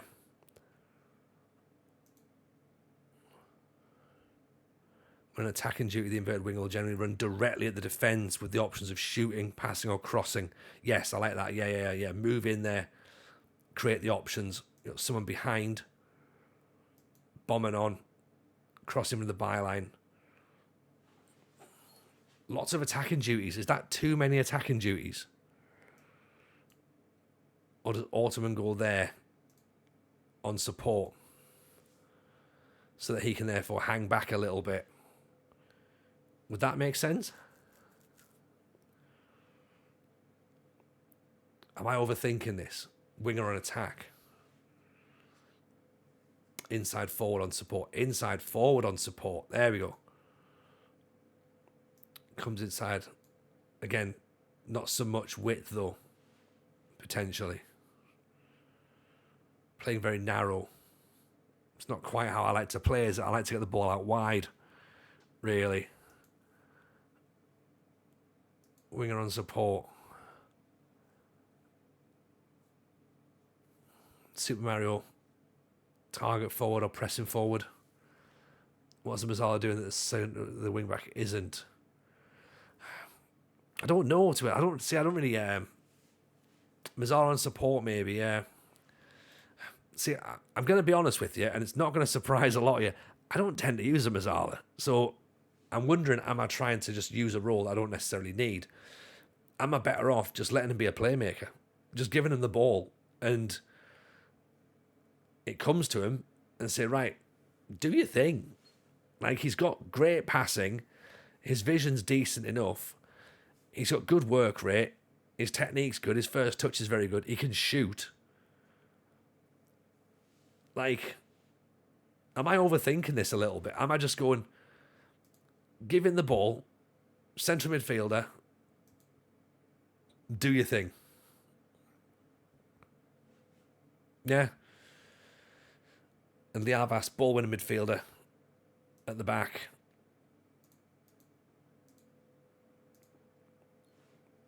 Fairs a CM on support. I guess, well,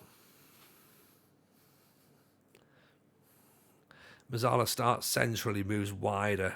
When you lose the ball, it means the DM is the underplay in the central area. That's what I'm concerned about.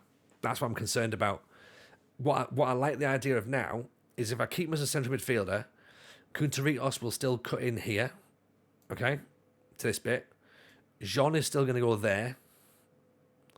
So we're still attacking in a 3-2-5. Yeah, even if Faye comes to here, yeah, we're still not, like, obviously we're left fairly exposed here, but we're not as exposed if he's over there. Does that make sense?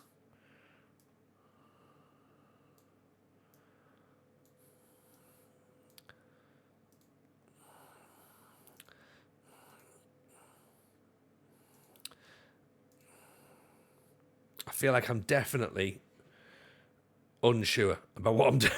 About what I'm doing. I've not even looked at things like down the sides here with my overlaps on. Do I take my overlaps off? I think maybe take the wing play out, but look for the overlaps still. I think we can run at the defence as well. Is the right back an inverted wing back? No, I hope not. No, he's just a standard wing back on defend.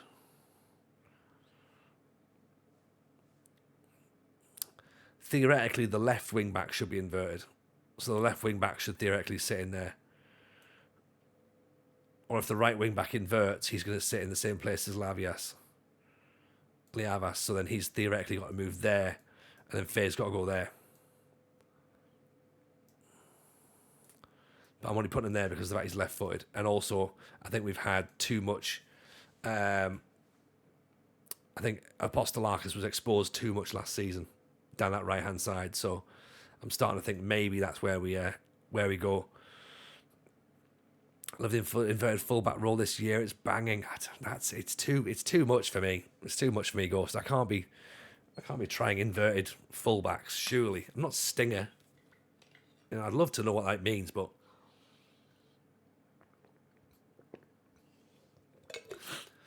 flat 4-4-2, winger on one. Support on the other, wing backs and attack, support. Sean Dyche should be proud. I mean, this is still technically a 4-4-2, isn't it? Sigurd, that's the thing. Mazzala takes a wider space, exposes the opposition. I think Mazzala as a player who's basic central will go wide. Faye's dribbling is low, but physical is strong. Must learn the trait of knocks the ball past opponents. I feel like he's a box-to-box midfielder. But I also feel like, is that maybe, like, are we losing some of his powers? I mean, look at that. Everything's ticked. Bar tackling, work rate, passing, long shots, decisions, first touch, dribbling, composure, aggression, anticipation. I don't want to be swayed by stars here as to what you say he can do, but could Faye be box to box, keep the ball and protect? See, that's literally my thought there. Make him the engine. I suppose the thing's going to come down to what do we look like when we're playing? Like, are we going to be on top of teams? Are we going to be on top of teams? Are we going to be like chasing the game or not? Is he? I suppose he's versatile enough to sort of rotate him around, isn't it? Use him as the same as support. It's a blank canvas. Add PIs to dictate how he plays. Start training some traits like arrive late into the box. Yeah. Senegal's our jam. Yes. Build a nation Senegal. That's next. That's next season.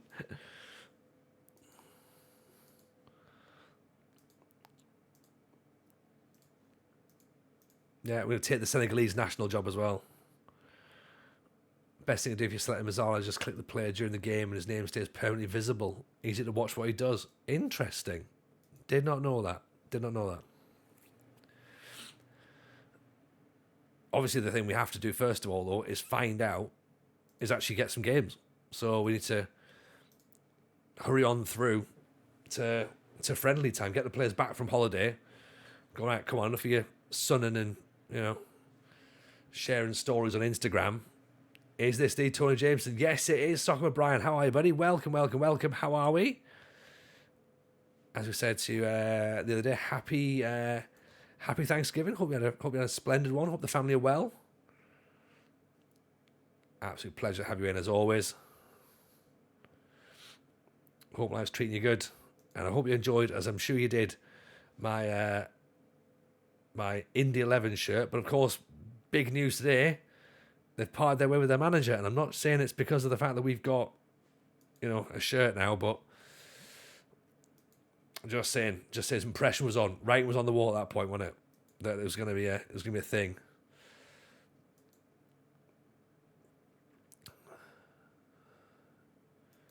Performance analysis, Del Campo.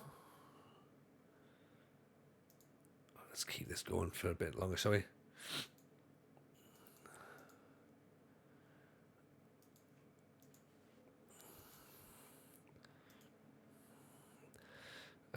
Friendly Ghost says over on YouTube, I run with 2 inverted fullbacks and a libero, and it brings some amazing football.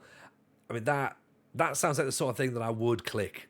I'd be like, yeah, you know what? Let's just click all positions and see what happens there. But I just can't. I can't do that, can I? I shouldn't be trusted with that sort of thing. Nazos Davizas. Striker. Formerly of Panathinaikos. Get him in on trial, shall we? Not that we've got the cash to do so.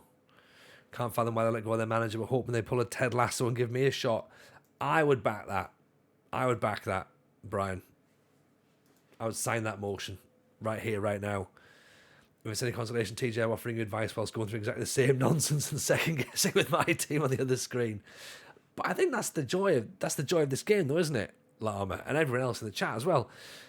You can almost look at someone else's team and diagnose. Luke Nillis. Oh my word.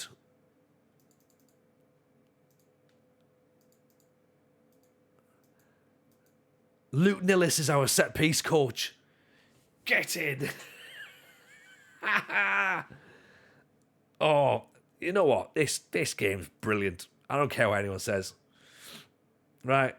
Luke Nillis, one of the greatest footballers that never got to play. Like when I was a Villa fan, right? Luke Nillis was the player that I got so sad about. I was so excited when they signed him and thought, shit, like Villa have signed Luke Nillis. And then all of a sudden, he scores an absolute worldie on his debut against Chelsea. And then he ends up breaking his leg against Ipswich and has to retire. And it's like so sad that a player that was so good had his career cut short like that. And now I think that it only seems right that he tells our players how to score set pieces. Someone else is trying to sign him on what? Hang on. Let's give him more money.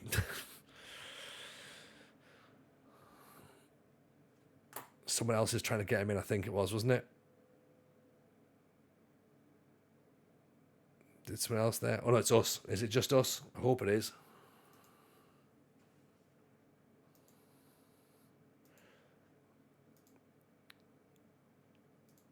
Yeah, just us. We're all right so far, I think. Tony's in love again. Yeah, I am. I'm 100% sold. Head and train will be great. Get him and Teddy. We've done it. What I've observed is we're overthinking this. No, surely not, George. Me? I mean, to be fair, actually, no. Yeah, I tend never to overthink things. But in this situation, I think because I've got myself excited. I got myself a little bit excited at the idea of bringing some players in and going like, right, what happened last season? What can we improve upon last season? What went wrong? What do we need to fix? And that's where I am. We're the best league with the best team in the league on paper.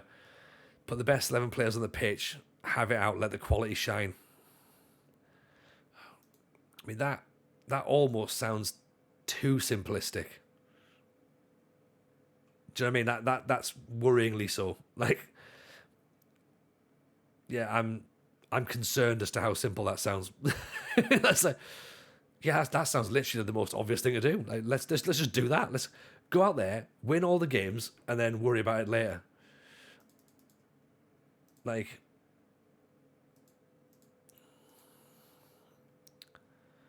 signing on fee, $8,000. We haven't got $8,000 as a signing on fee, have we?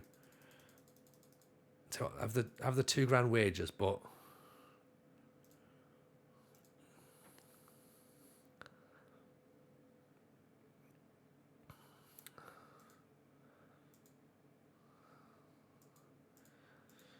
contract extension after promotion. I've got 7 attacking midfielders. Yes, we can play with centre backs. We've got centre backs. We'll be fine. Kit Simmons is a defender. Gordon Schnildenfield. I mean, Kit Simmons seems obvious, doesn't it? Working with youngsters, defending. He's formerly been at Sunderland, of course, when he was with Chris Coleman, who was at Larisa. This job is writing itself, isn't it? Like,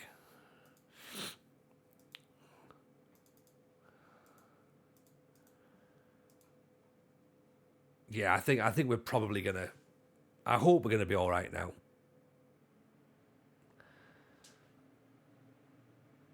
I just want to say, I'm now setting myself up for disappointment when I watch the games. I'm gonna be like, oh God, what have we done now?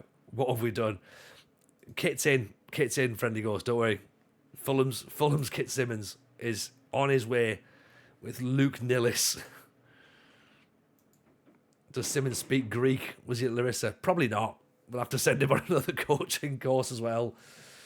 I don't think. I mean, Teddy Sheringham hasn't learned Greek yet either, so that's also part of a concern. He was at Atramitos, was he?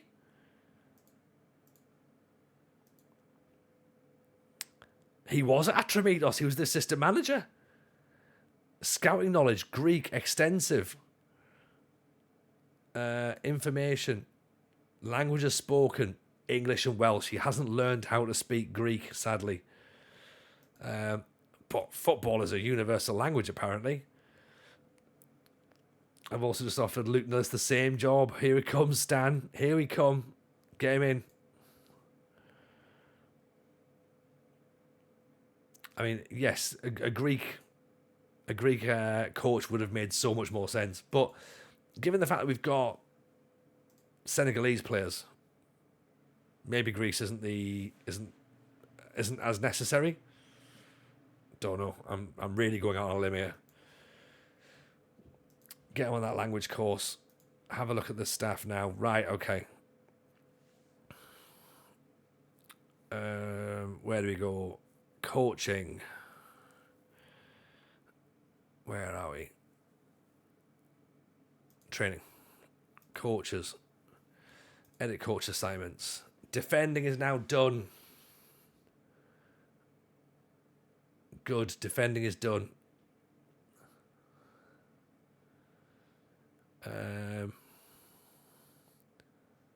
Strength training is done there. Sheringham's doing the attackers. Simmons is doing defending.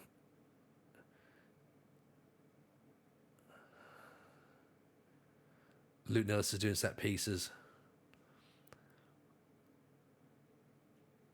Simmons only 8 for set pieces. Sheringham 5. Nillis 13.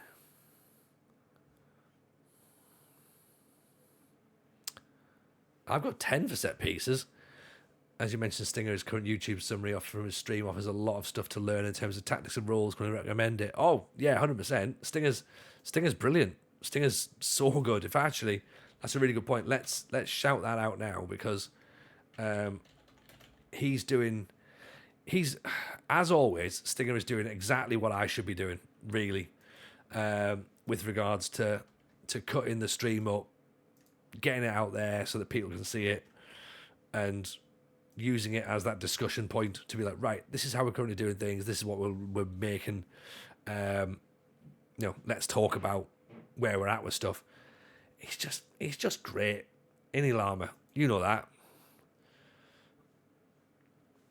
And you should also, of course, follow the manager's seat as well if you're not already doing so.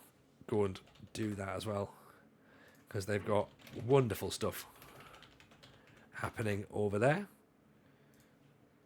Just stuff that you will learn. You will learn so much more. by watching that. Massively overrated. I told him everything he knows. Yeah, exactly. Like, can you tell me the same thing, please? Please, Llama. Teach me how to do it as well. That'd be great. Let's have a look at our... how do I get back to their mentoring groups? That's the one I want. Get sorted. What's our squad depth looking like now? Now it looks better, doesn't it? We've got a little bit of depth now. Still maybe a tiny bit weak in central midfield. Maybe. But overall, much better. Much better. Yeah, we're getting there. Fitness is still a bit below. Agility is still a bit below. But when we looked at what was lacking before, we had worse jumping, low agility, low concentration. So agility is still low enough. It's now 11th. But concentration, where's concentration? Ironically, can't find concentration. Where is concentration? General? Is it it's a mental, isn't it? Concentration, right, we're up to 6th now, so that's better. Worst jumping reach, that's now changed, I think. Jumping reach, yeah, we're now up to 3rd, so we've improved that as well then. Yeah. Still the highest flair, second highest composure, 3rd highest anticipation, 2nd highest positioning, good teamwork, good vision apparently, good work rate, off the balls. I mean, on paper, we've now got a really, really good squad. Dribbling, finishing, first touch, heading, technique. This is going to be disappointing when we fuck this up, isn't it? Like, this is going to be catastrophic.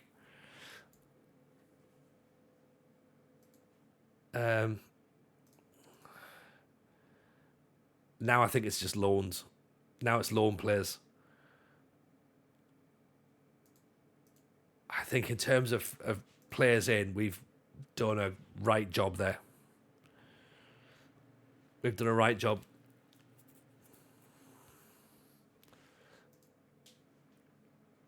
If we're not going up, we're in this league until FM25.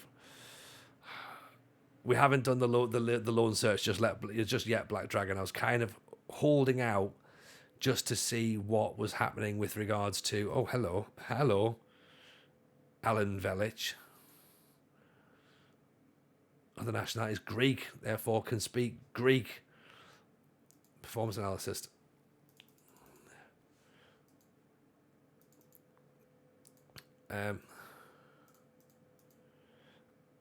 Yeah,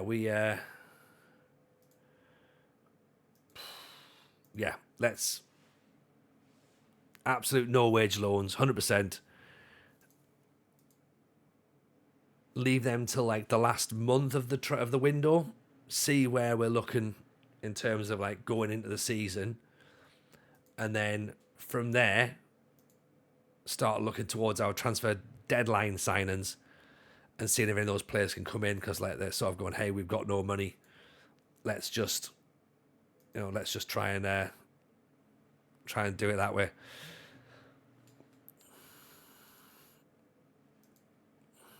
Signing on fees have done us. 1st of July is better to search. We've gone past that, so we might be stuck with that one then. But yes, there's obviously moments when we could have maybe brought players from bigger teams. But I wanted to get all my first teamers in first, work out what the squad looked like, and then go from there. Because I mean, someone like Stropper, $4,000. That's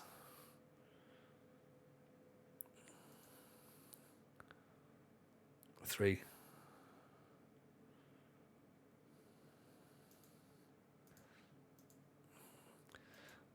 Postaloo is good if you're looking for a staff member. Who's a Postaloo?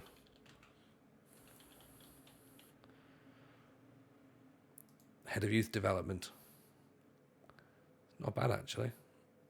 Let's keep him on the shortlist, shall we? Check buying 2 for free loans. That's something that's pretty good. Yeah. Well, we'll go back in for that Turkish lad. We'll go back in for him and see if we can get a deal there, because then that allows us a player out wide. I think if we now go for our loan players, so we want, obviously, essentially, we just want sort of to cover all bases, really. So wide players, left wing back, striker, and then midfielder. Essentially to replace Faye if he ends up getting a knock or gets injured or suspended or whatever.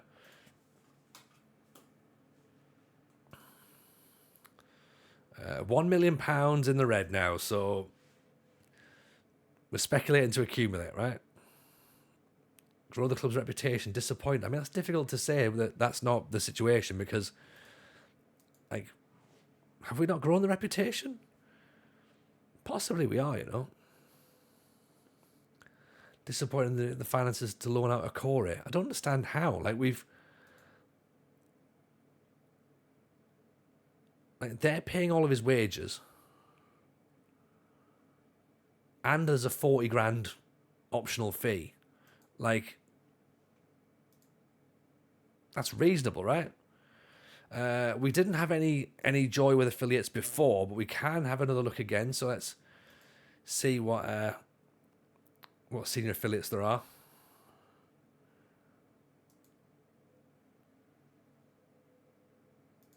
Let's see if we can get a senior affiliate in. I don't really like doing senior affiliates, but I guess if we're doing a building nation, I suppose if we're not going to do the loan farm, then it seems like a reasonable idea, right?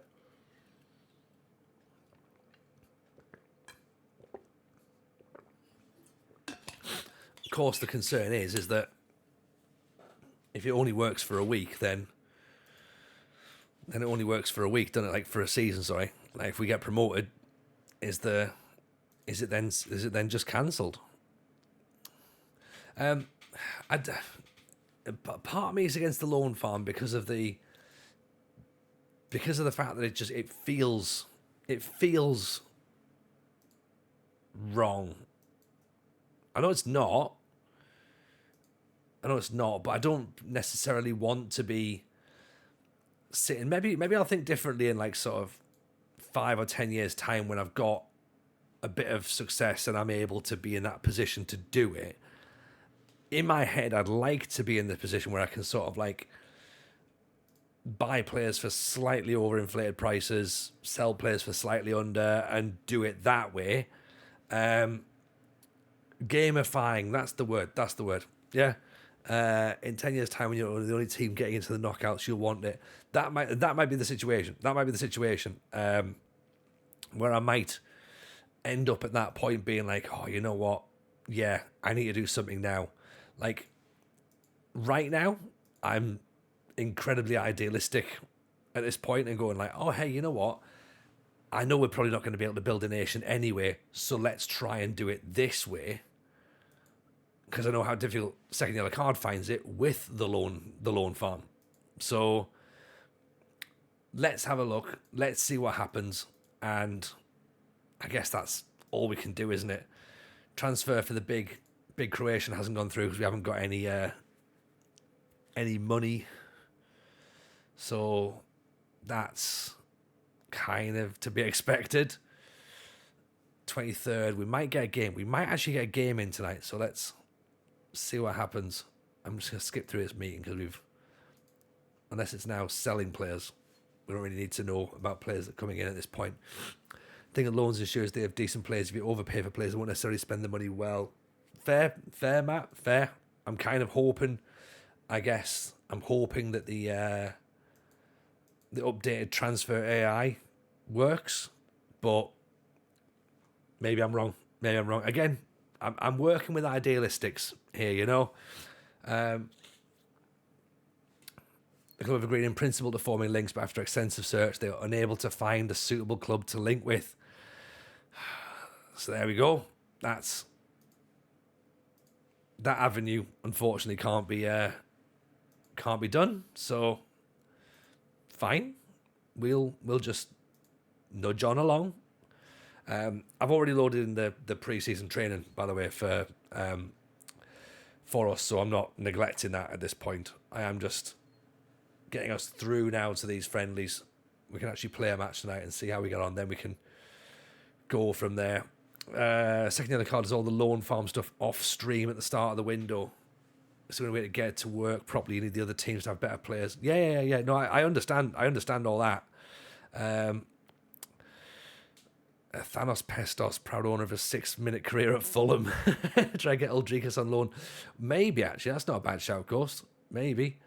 I mean, also as well, the other bit, did our board even lift the phone? I don't think so. The other bit as well that I don't do, that I know that other people probably do, is I don't do anything offline. Like, you see everything. You see literally everything. And whether that's a good thing or a bad thing, I don't know. Do you want to see everything? On stream, obviously. So Aldrich has got a broken foot, so we're not getting him in. Balotelli won't come on loan for free, so that's not a possibility. We need to get in a winning position with some money behind us before we do anything like loan farming. Yeah, exactly. We're nowhere near doing anything like that at this point. Like, maybe we have to have a plan lined up for that moment, but at this point, we're not even out of the second division yet. So we're maybe a little bit ahead of ourselves at this moment in time, and it's good that we're thinking like that. Do you know what I mean? It's good that we're thinking like that. But let's small steps first, yeah, and then we go from there. And if it looks like we have to do some loan farming, we'll do some loan farming. If it looks like we're actually managing to work it without that, then great. We haven't got a clue. We haven't got a clue how this is going to work. You know, the plan right now should be to snag any high-rated players to potentially sell on. Yeah, 100%.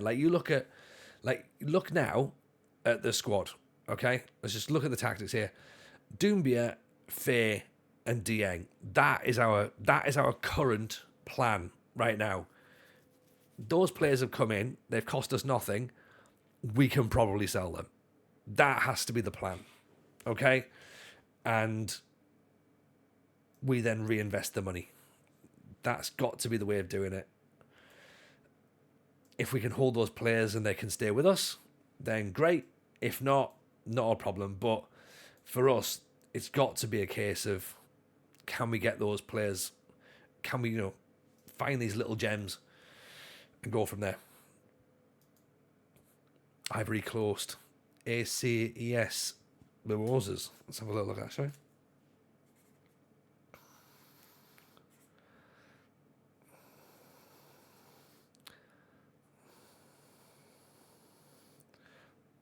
Okay. Obviously, we've got to look as well at the EU requirements as well. By the way, Ecuador's decent, as is Uruguay. We know that as well. Aquino, we've got 5 non-EU players now, 22-person squad. So we are, again, we've not gone overboard with our foreign players, and that's got to be strategic players as well to bring in, I think, given the fact there's only so many of them that we can have.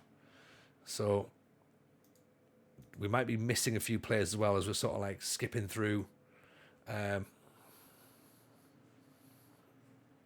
the background. We've not got money for signing on fees at this point, so we there might well be players that we're looking at going, oh shit, we could have done with them, but we're not going to get them regardless. Restos, unfortunately, isn't going to come to us because he's very good. Formerly of Olympiacos. And again, as I say, we haven't got the money. But it might be have a little nosy on the loan list now. See who's about.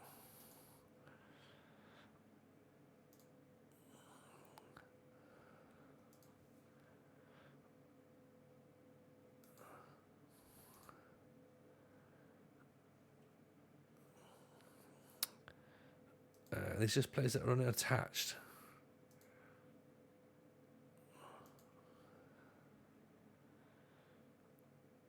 So loan listed. Skidaldis, not brilliant. Christopher Lopez.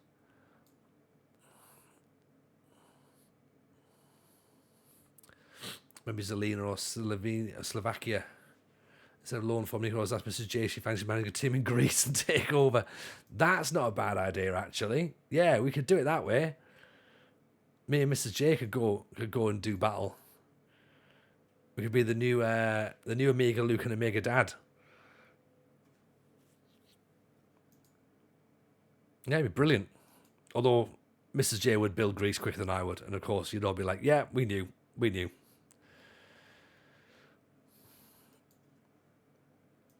And I'd have to sit there and go, "Yeah, I knew as well. I also knew. It was inevitable." Isn't Mrs. J undefeated on stream? She is. She did fantastic, to be honest. So, you're right. Her record is much better than mine.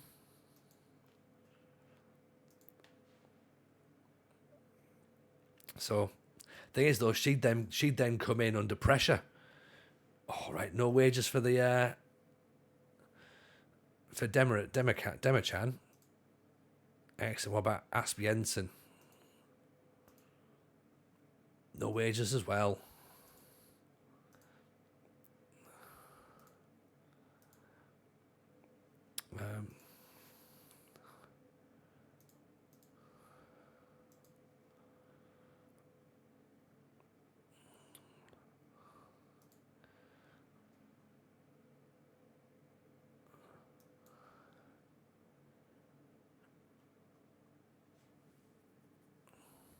Noah Ohio. Oh, he's quick. Determined. Not got much work rate. 5 and 6. Former Man United player. Anyone know much about this guy? Bilal Mazar.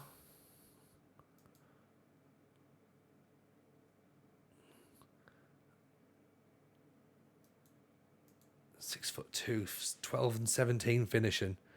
20 goals in 60 games. 13 goals last season. Can't foul what you can't catch. Yeah. True, there is that. 17 determination.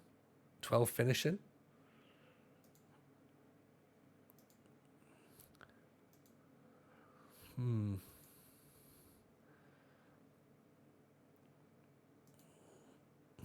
Okay, we're still waiting for striking options.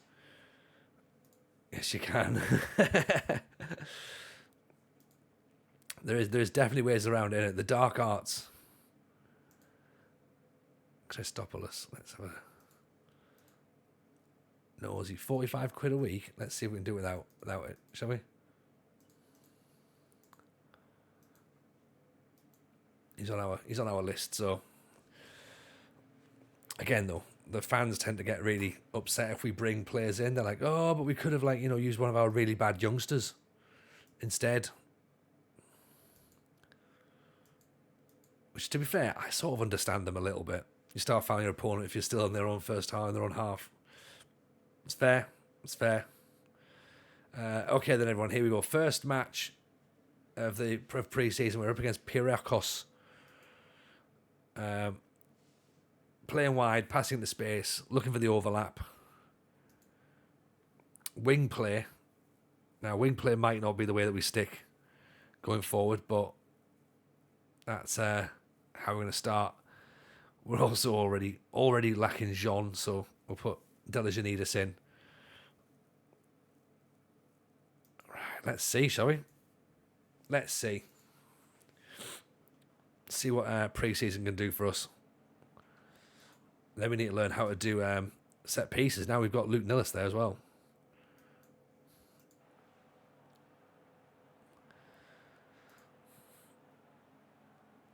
So we're in crimson, of course. Piraeus in black and white. Okay, let's see how we get on, shall we? Kunteritos, Delijanidis. Down the line. Tackle wins the throw-in already.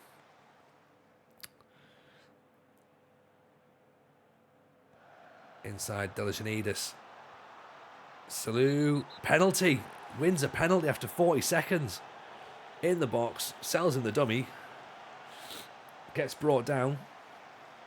I know it's a friendly, but he's already managed to help us.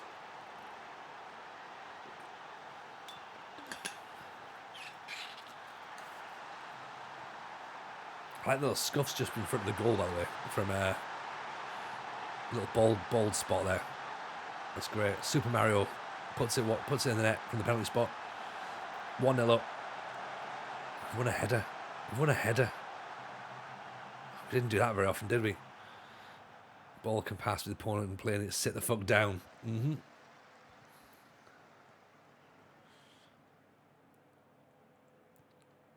Right. Oh, there we go. Kunteritas intercepts it. Back to Delijanidis. Floats it in. Oh, ball's deflected. Cleared away. Out for a corner.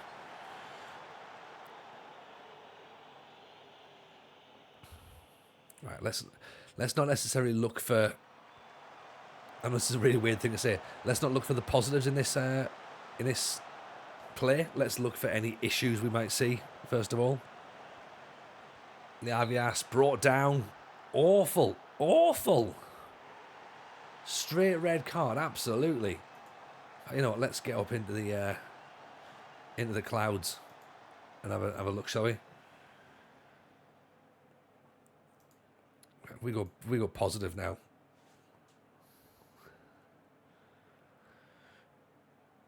We should be able to see a bit more of the play, I reckon. Ottoman swings it in. Doumbia picks it up. Smashes it over the top. Yeah, we've obviously gone higher up so we can see more of the pitch, by the way, to see player patterns and player movements. Ottoman got some Manidis. Salou over the top. Always seek for potential mistakes. I shouldn't really, but look, there'll be enough. There'll be enough. We take the manager as an obvious mistake, right? Apostolakis. Out to Delijanidis. Okay. In channels. Super Mario runs it back inside for Kunteritas. Blocked. Doumbia goes for it. Salou has a go.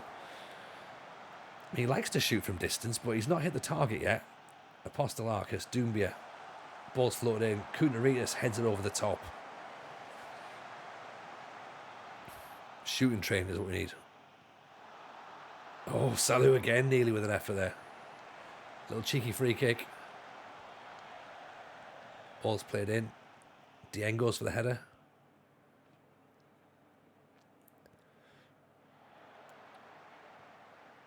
Right, just keep your shape, boys.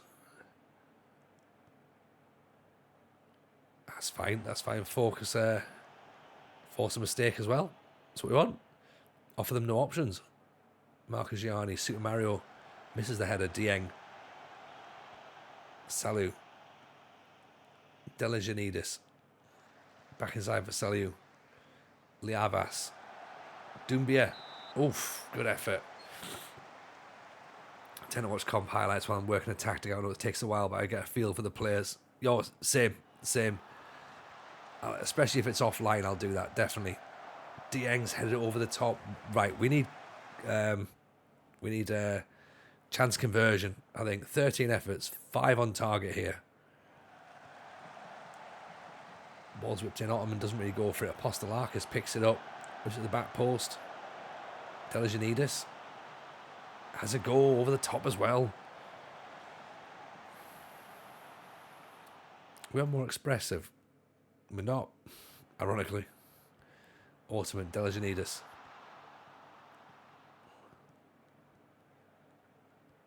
Takes it to the byline. Dieng. Salou over the top into the car park. Has this field view always been available? Yeah. On the last couple of games, definitely, Jalex. Yeah. It just allows you to, when you're doing new tactics, it allows you to have a bit of an overview as to how the players move particularly with the new positional play as well in the animations. You want to get a proper feel for it to see if players are moving away from where they're supposed to be doing, or whether they're sort of giving up too much space. So when we're in that early review, it's always worth a bit of a nosy, particularly in pre-season. No other potential Larisa manager ain't bringing in Bowen Penza, Teddy Sheringham and Luke Nillis. These are exciting moments. Yeah, well, yeah. I want to be talked about in Greece. In either a positive or negative sense. Apostolarkis picks it up. Ottoman. Gotsamanidis. Ottoman. Liavas. Salute.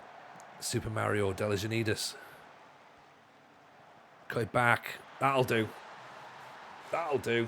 Own goal. Force the mistake. Nice and early. Yeah, this is what the complete wingback does as well. Gets forward, cuts in gets to the byline as well, then cuts it back across. So we want that, really get forward. Jalexia with the follow. Appreciate that. Very kind. Thank you for that. Ottoman's free kick. Doumbia puts it wide. Shadow of the pole isn't moving. Well, yeah, I don't know if the sun changes. I'm not entirely sure if they've programmed that in, but stick it on the stick it on a list of miles if you want. Super Mario whips it into the back post. Ottoman. Apostolarkis. Back post. We're so good. The opposition hates us and scores the goals instead. Yeah, I mean, to be fair, I'm concerned about the fact we're up against 10 men. We're only 2-0 up. I know it's early doors, so we've not really been looking to throw everything at them, but another goal would have been nice. Selu gives the ball away in midfield. So that's the first mistake we've seen from him. Ball's played in, blocked. Oof.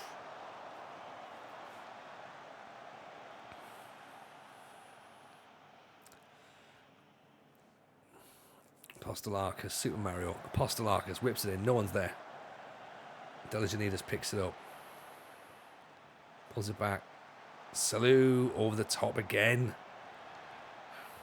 I don't want to discourage him from shooting, but I would like him to at least like sort of have a look at whether it's worth the shot.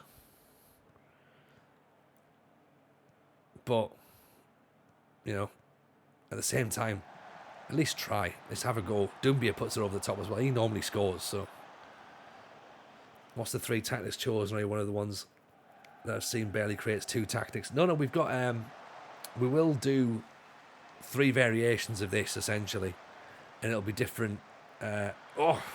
Ottoman with the free kick. It's almost a bit of a teaser as to what the FM show is tomorrow when it gets released. We talk about having game state tactics. We've not gone massively deep dived on it. That'll be next week's show, but we're looking at the playing styles, so we're breaking it down as to kind of like when to use certain styles. So for us, we're playing with a wing play style, but I might also have like a counter-attacking style, or I might have a control possession style. So depending upon opponents, depending on moments in the games, it'll be roughly the same shape. The roles might change, but the mentality and the style will change. So therefore, there'll be moments when you want to lock out a game. There's going to be moments when you're going to want to press a little bit more and commit a few more men forward. You might want to go for the juggler a little bit, or you might want to just be like, look, you know what? See this game out. Keep tight. Hit on the break if needs be. Ottoman at the back post. Kunteritis with the ball to the byline. That's pretty handy. One tactic for all, as Cleo once said, if you don't have confidence in your team to beat their team and have to stop conforming to them, then something is wrong. It's fair. That's fair. Again, maybe I'm just reading too much stuff. You know, I used to be a kind of like just a space barrer, but now maybe I've bought into the idea that things change within the match. I've seen the momentum shift, and I've been able to sort of like go, right, it's time to tweak and stop momentum shift. But I've also been able to do it and just go, oh dear, we've gone from 1-0 down to 5-0 down. And all I'm doing at this point is pressing buttons. And pressing buttons is the worst in FM. Everything has to be deliberate, that's the thing. And it certainly doesn't reward you for hitting yes to everything. There's a sweet spot between smashing spacebar, but there's also a lot of overthinking. Oh, 100%, 100%. Like the idea of being more active about opponent's analysis and reacting to it. Yeah, I mean, there's certain things that you can definitely do that will improve your chance of winning in the game. But there's also certain things that it doesn't matter what you press, the game's already decided, what's happening. Like, I still see so many people changing things within the animation and going, oh, that'll change it. And it's like, no, that animation has happened. Like, that has happened already. So it doesn't matter what you do now. Leave it until the game stops. Then do your tactic. But then even then, you've still got the processing time for the game to re-code what's happening. And then you see people going, oh, God, nothing's happened in like sort of 5 or 10 minutes ago. There's been no highlights. And you're like, yeah, because the change you've made is probably stopped something happening, positively or negatively. And you need to give it time to see whether or not it works. So you're right, George. There is definitely a lot of overthinking about it as well, particularly in PvP. So much. Got to have a backup plan. Some teams might be better using counter-attack. One main tactic, yes, but backups never hurt.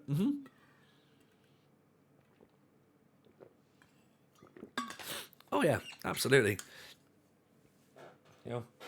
One size doesn't necessarily fit all. Your idea might be pretty handy and go, yes, that's how we're going to play. But do they same shape, same roles, but are you going to be pushing on? Maybe. Are you going to be a bit more defensive? Maybe. Like, there's always different ways around it.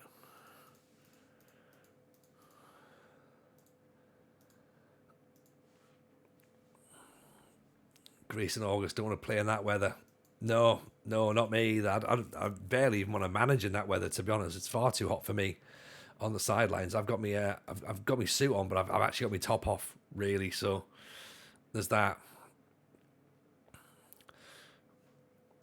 Training camp still going on. Everyone's having a great time. Training camp. We've gone to Greece for the training. Oh wait, no, we're in Greece, aren't we? Yeah. Jonathan Asp Jensen could be coming in. 45 quid a week. Go on. Why not? Apostolis Christopoulos. 6'1". Finishing, composure, acceleration, pace. 45 quid a week. Surely. Demirchan, let's put him on a... We don't play with a wide attacking left midfielder, but let's just try it. Okay, same players, same style. We started on balance, so it's going to be interesting to see how we play a full team of 11 men with balanced. Maybe we do have to go more attacking. Maybe we do have to go positive this season. I guess if we're favourites, then maybe. Kunteritos, Delijanidis, Dieng. No massive concerns from the previous match. I know Salou gave the ball away once. Loads of wasteful shooting. Still won 4-0, of course, but Salou, Delijanidis. Can't quite get the ball across for Doumbia.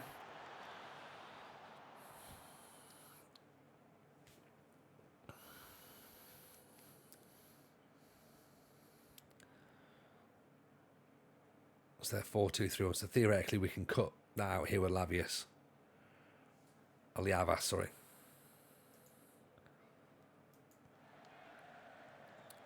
Ball's playing. Ottoman's chasing after it. Wins it. Down the line, gives it away. Oh, I won it back. Super Mario has a chance. Let's pull back in a little bit more, shall we? Do you want to move in a bit more? Or are we all right with that? I've got my glasses on, so I'm all right. Kunteritos rolls the defender. Go on, son. Over the top. Nice idea, though, to roll the defender on the halfway line. Ottoman whips it in. Mario at the back post. Nods it over there. Main tactics of positive 4-2-3-1, says Jogger Benito. Wide counter-attack. Sorry, so 4-2-3-1 wide, counter-attack 4-3-3 wide, and then attack and put the boot in your throat until you see bubbles come out of the opposition eyes. Yeah, I can see that working.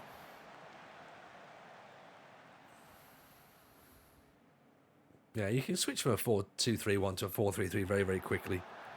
And vice versa, of course.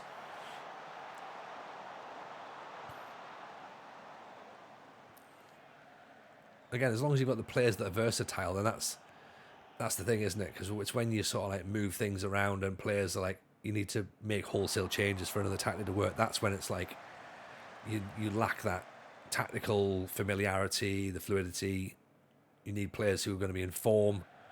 So you make those changes during a match. If you then have to make the same player adjustments as well, it can be quite off-putting. Salou wins the ball in, charges through. Doumbia over the top. So nine shots, 2 on target, XG of less than 1 still.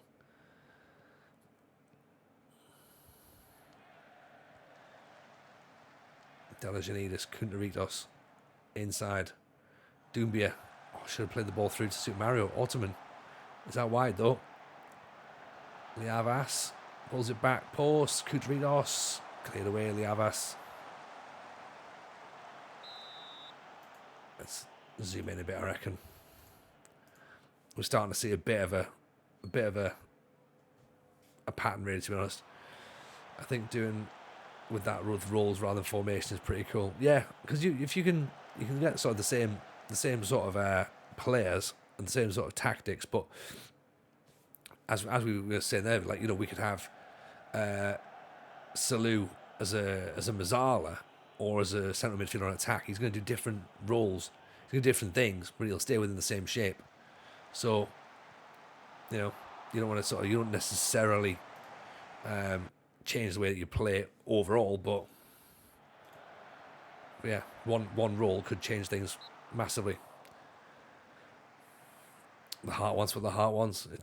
It does, Jogger. And sometimes it is just 4-4-2 direct counter-attack. That's what the heart wants. Kunteritis. That, for me, is sexy football. That's Jogger Benito. Oh, it's giving the ball away, sadly. I have an irrational fear of a 4-3-3, says George. Really? I love a 4-3-3. I'm quite impressed with it. I like how it works. Ottoman goes deep. Doumbia taps it in. That'll do. Always a ball-winning midfielder. AP and an AF. See, I like a pressing forward. That's the thing. I like a pressing forward. And I love a defensive winger. Everyone who's been watching me for a while knows I love a defensive winger. They're a massively underused role, I think, personally. But when they're used right, they're so much fun. And I'm not saying I use them right all the time, by the way, but I have had success with them, and I have seen the benefits of a defensive winger. But my word, you need a very, very specific player to be able to play that role properly.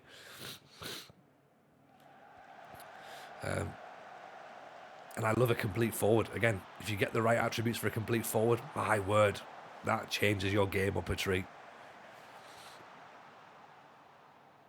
I would love a complete forward here, actually, if we had one, but I don't really know if it's possible.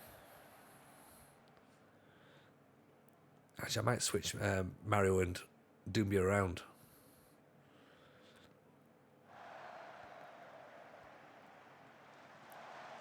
Kunteritos inside, touch back, Delajanidis. Oh, could have been a beautiful goal. beautiful goal that would have been. How he missed Big Chris. Oh, I know. Like, how good was he? Imagine Big Chris in this Larisa team. It'd be unfair, wouldn't it? Just give him the Ballon d'Or now. That's what we'd do. And he'd deserve it as well.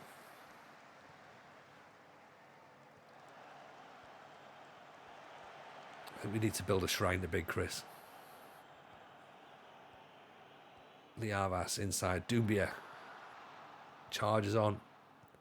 Pulls it back. Ottoman. Salu! Yes! Our boy's finally got his first goal. I know it's only a friendly, but still, he does what we want. Watch him here. Watch him here. Bottom of the picture. Pause that up there. How many players we got in the box? 1, 2, 3, 4, 5, 6 out of the 7. Technically further forward. That's what we want. Get him in doing the business.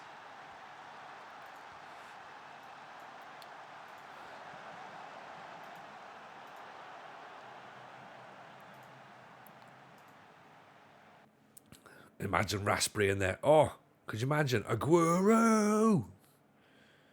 We'd have shouted it from the rooftops. Bailey Cadamati would have 62 goals by now. Blakey. Imagine Blakey as the complete wingback for Larisa. So many goals.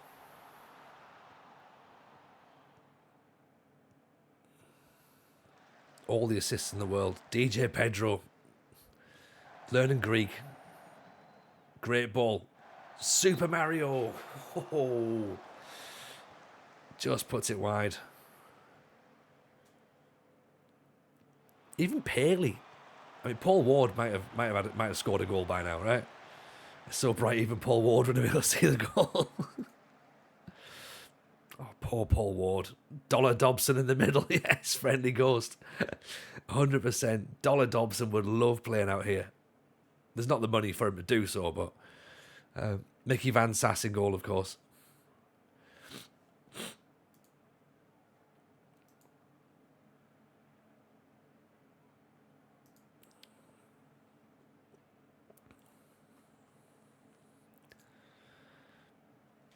So 2-0 then against Ethnikos. Liavas out to Ottoman. Apostolakis. Saliu. Goes for it. Blocked out. Corner.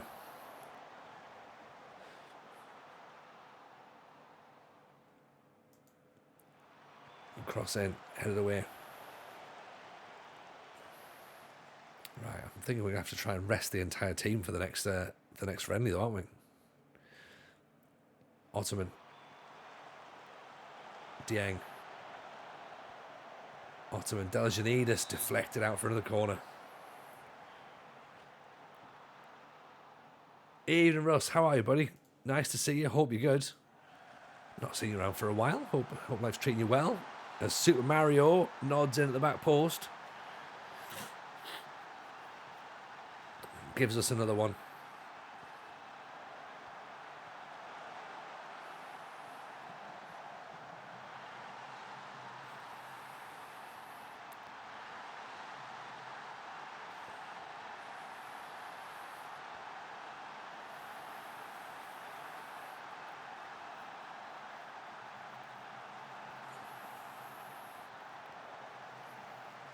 Clear it away. This has been a reasonable enough performance, hasn't it? Can't really argue with that. 3-0. Just a few cobwebs off. Let's when's our next friendly? 6 days. Giorgio's left the club. We couldn't get him a new deal sorted out. It's not the end of the world. It's not the end of the world. He was decent, but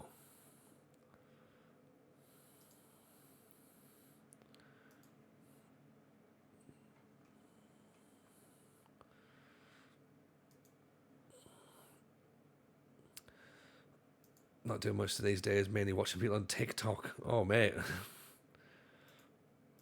yeah, TikTok. I've put a video on TikTok. That's about as far as I've got with it. I haven't streamed on TikTok yet. That's far too confusing for me. Can be done apparently, but I don't know. I don't think I'm the guy to be doing that. Jonathan Asp Jensen can come in on loan, no wages. Christopoulos is coming on loan as well.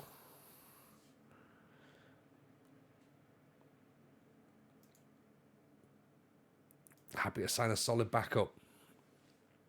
Yeah, it does what he needs to do. Finishing's good. Acceleration's good. Composure, flair, off the ball. It's fine. Just turn up and do goals. It's all you've got to do. Turn up and do goals.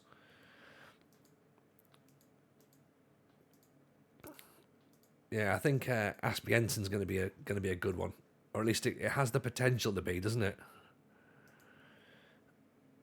That's not bad, is it? That's not bad.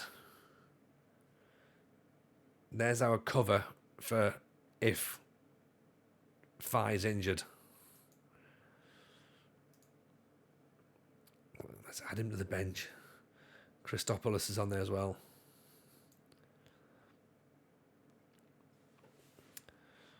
How's that look? Make us look for our registrations now, though.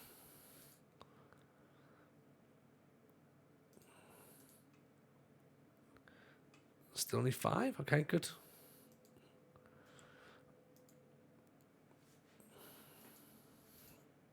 Ottoman's out for 3 weeks. Oh dear. Demichan has come in as well. Again, no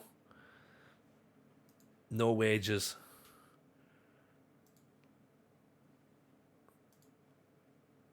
No, I can't sing Zealand's song. Can't do that.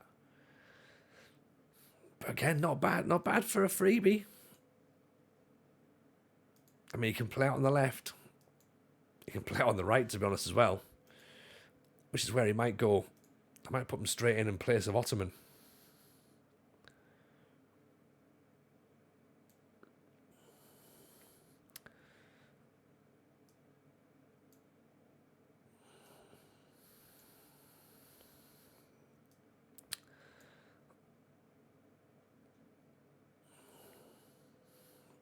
Yeah, do that. That looks all right.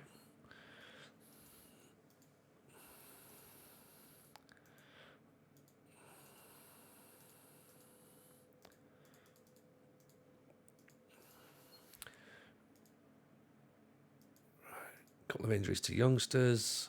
Let's play this one more match and then we'll raid off, I reckon.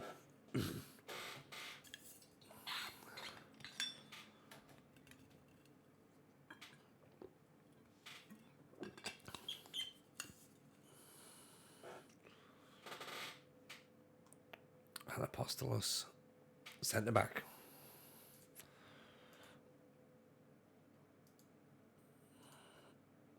£475.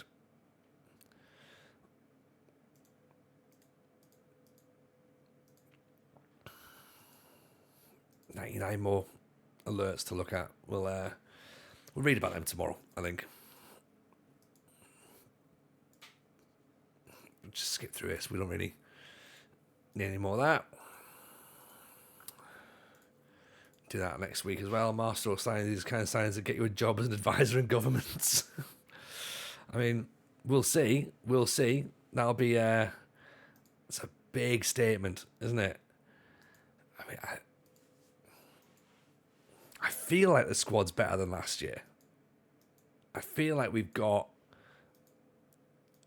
more strength in depth. I feel like we've got more quality. Well, maybe not strength in depth, but I certainly feel like we've got more quality than we had last year. The monsters are happy, says Black Dragon. You know what? That's what we're doing it for. If the monsters are happy, then we're happy, right? That's what it's all about. Let's go, monsters. If we don't do it this year, then my word, we've let ourselves down, haven't we? The squad is better, no question. Is there any area that we're not better? Like, maybe we haven't obviously got another left back in. How much over budget are we? I think we're actually just about on budget, Nige. Believe it or not. I don't think we're over now. In a weird way. If we are, well, it's minimal. So the lads from Club Foot look great. Yeah, they do look pretty decent, don't they? Get in. Kunteritos with the goal. Puts us 1-0 against Macedonicus. Old Macedonicus had a farm. E-I-E-I-O. Well, on that farm they grew space, apparently. Loads of space in the box.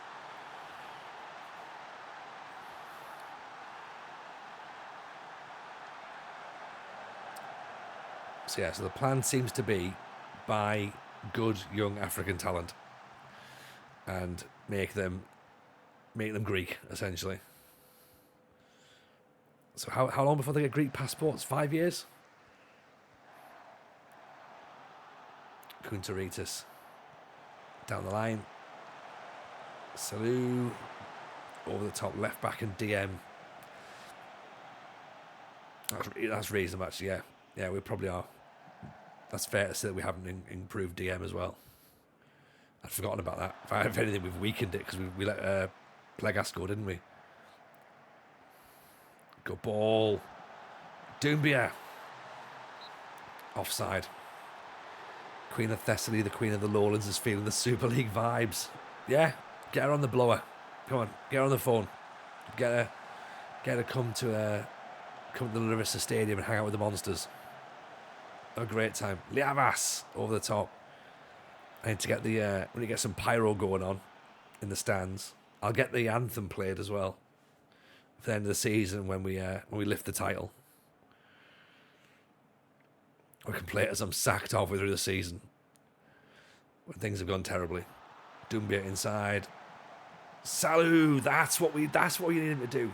Get in the box late, ride the tackles. This is great movement. Doumbia, Super Mario, look at him. Oh, little Salou Faye.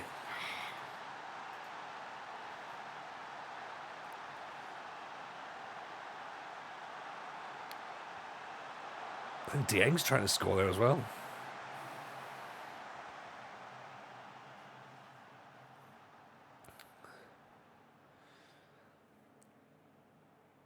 Kunteritos is going to whip it in.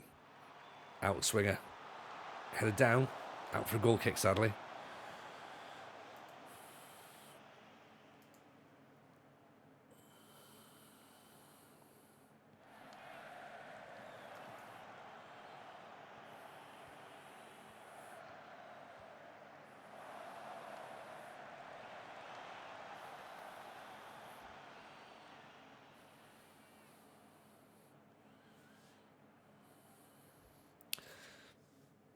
This is fine. This is what we want. Just keep it ticking over.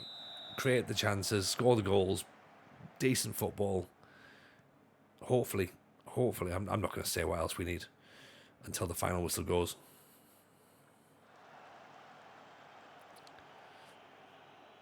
And then I'll be like, right, say it now.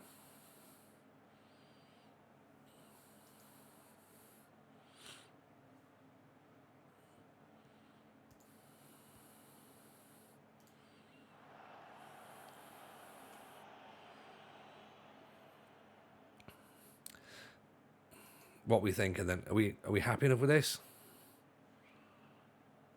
Does this look like it's starting to feel like it's supposed to feel? I reckon so. Damianos says good times. Used to rent an apartment above the Monsters fan club when I lived in Larisa. We're not unhappy.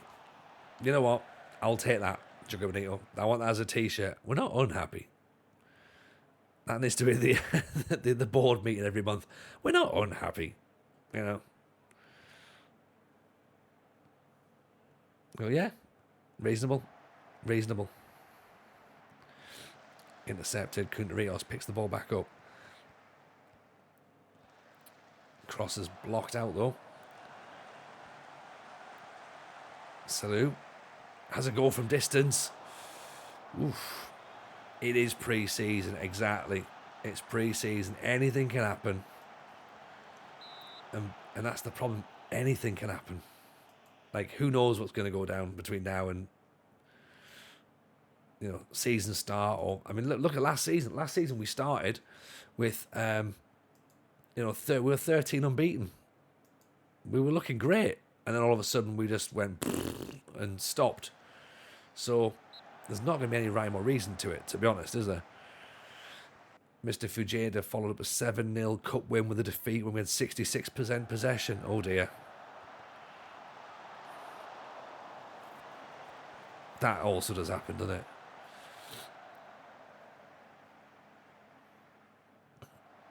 Salou's free kick blocked.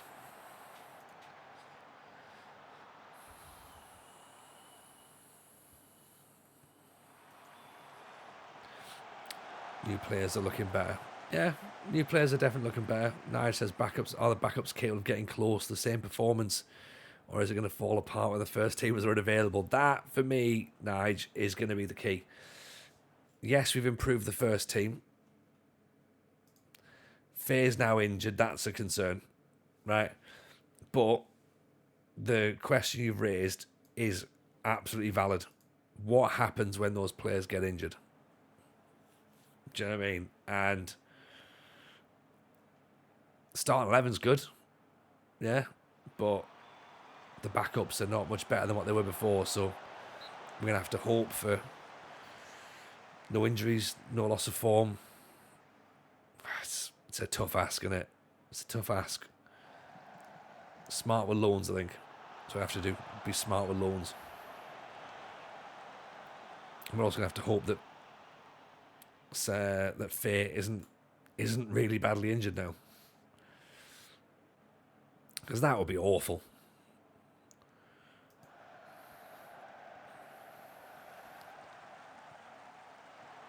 But it would also be really, really accurate. Like, yeah, we figured that was going to happen.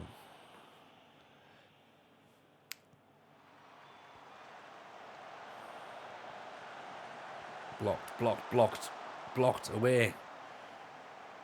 I'll do. So we had 22 shots, 53% possession, a couple of friendlies, should all back up, see what they can do. Yeah. I think so.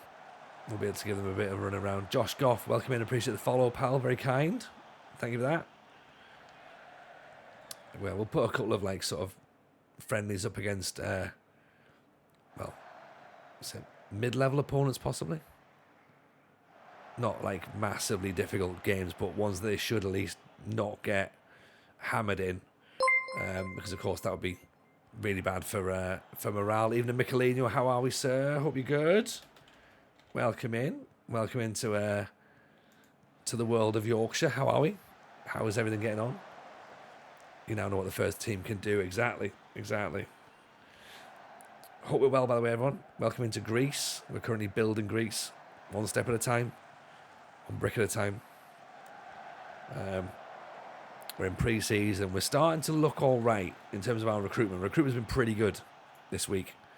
And I think we're certainly a better starting 11 than we were before. Is the strength in depth there? We don't know yet. Is our star midfielder out for 6 weeks? Oh, that's a blow. Good job we brought another one in from Bayern Munich, isn't it? Good job. Kantaridis isn't necessarily going to be the guy. I mean, 19 for teamwork, 14 for work rate. He might be okay, to be honest. Giannakis, isn't bad.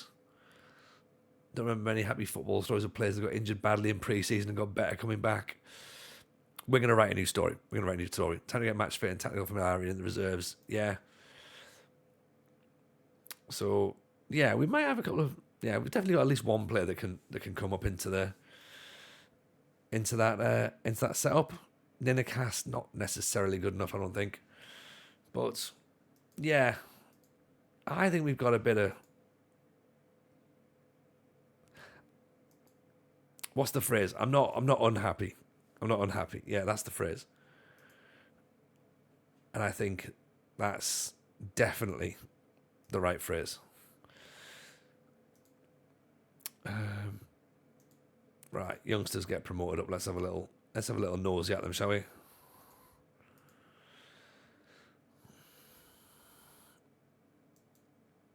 See how they're going to be.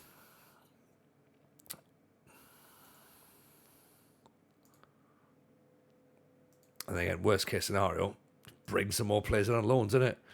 Other teams aren't better. They'll have injuries as well. That is true. That is definitely true. But relying on teams to not be better than us is not necessarily the best tactic, I don't think. But it's also not the worst tactic either. Issue as well we've got, of course, for everyone who's just come in, is that we're expected to storm the league. It's now 11-10. It was 7-5. Dieng, Faye, Doumbia, all in the team of the season, the dream team. Yeah, they are, aren't they? They really are. The star player, Maodo Dieng, little young Senegalese central defender, running around, doing his own little thing, having a great time. Salou Faye, I think, is probably going to be one of the stars of the league, I hope. If we don't have a sugar daddy, I'll take crappier opposition as the next best thing. Yeah, that works for us. Doumbia is now up to nearly 3 million quid for his valuation. Finances, by the way, Nige, you were asking earlier. We're under. We are under. We're back in the green. It's all fine. There's nothing wrong. No one needs to panic at all. Don't panic, Mr. Mannering. It's going to be fine. Okay? So, terribly sorry, by the way, to everyone who's coming from Michelino's raid, because I'm finished now for the evening. Yeah, I'm not in tomorrow because I'm gigging tomorrow night, so we might come back Thursday. We'll definitely be back Friday. I'm happy with that. That looks decent, you know. I'm always scared when people say don't panic. Yeah, be very scared. Be very, very scared. Indeed. Who knows how it's going to go? It might be all right. It might not. We'll see. We're going to drop a raid. Thank you, as always, for your love and support and all the fun we've had. Hello, of course, to everyone on YouTube as well. It's been lovely having you also. We're going to go and hang out with Bucky Lucre. I think we've been there before, so go and give him some love. Take it easy, everyone. We'll see you on Thursday. All right? Bye now. All the best.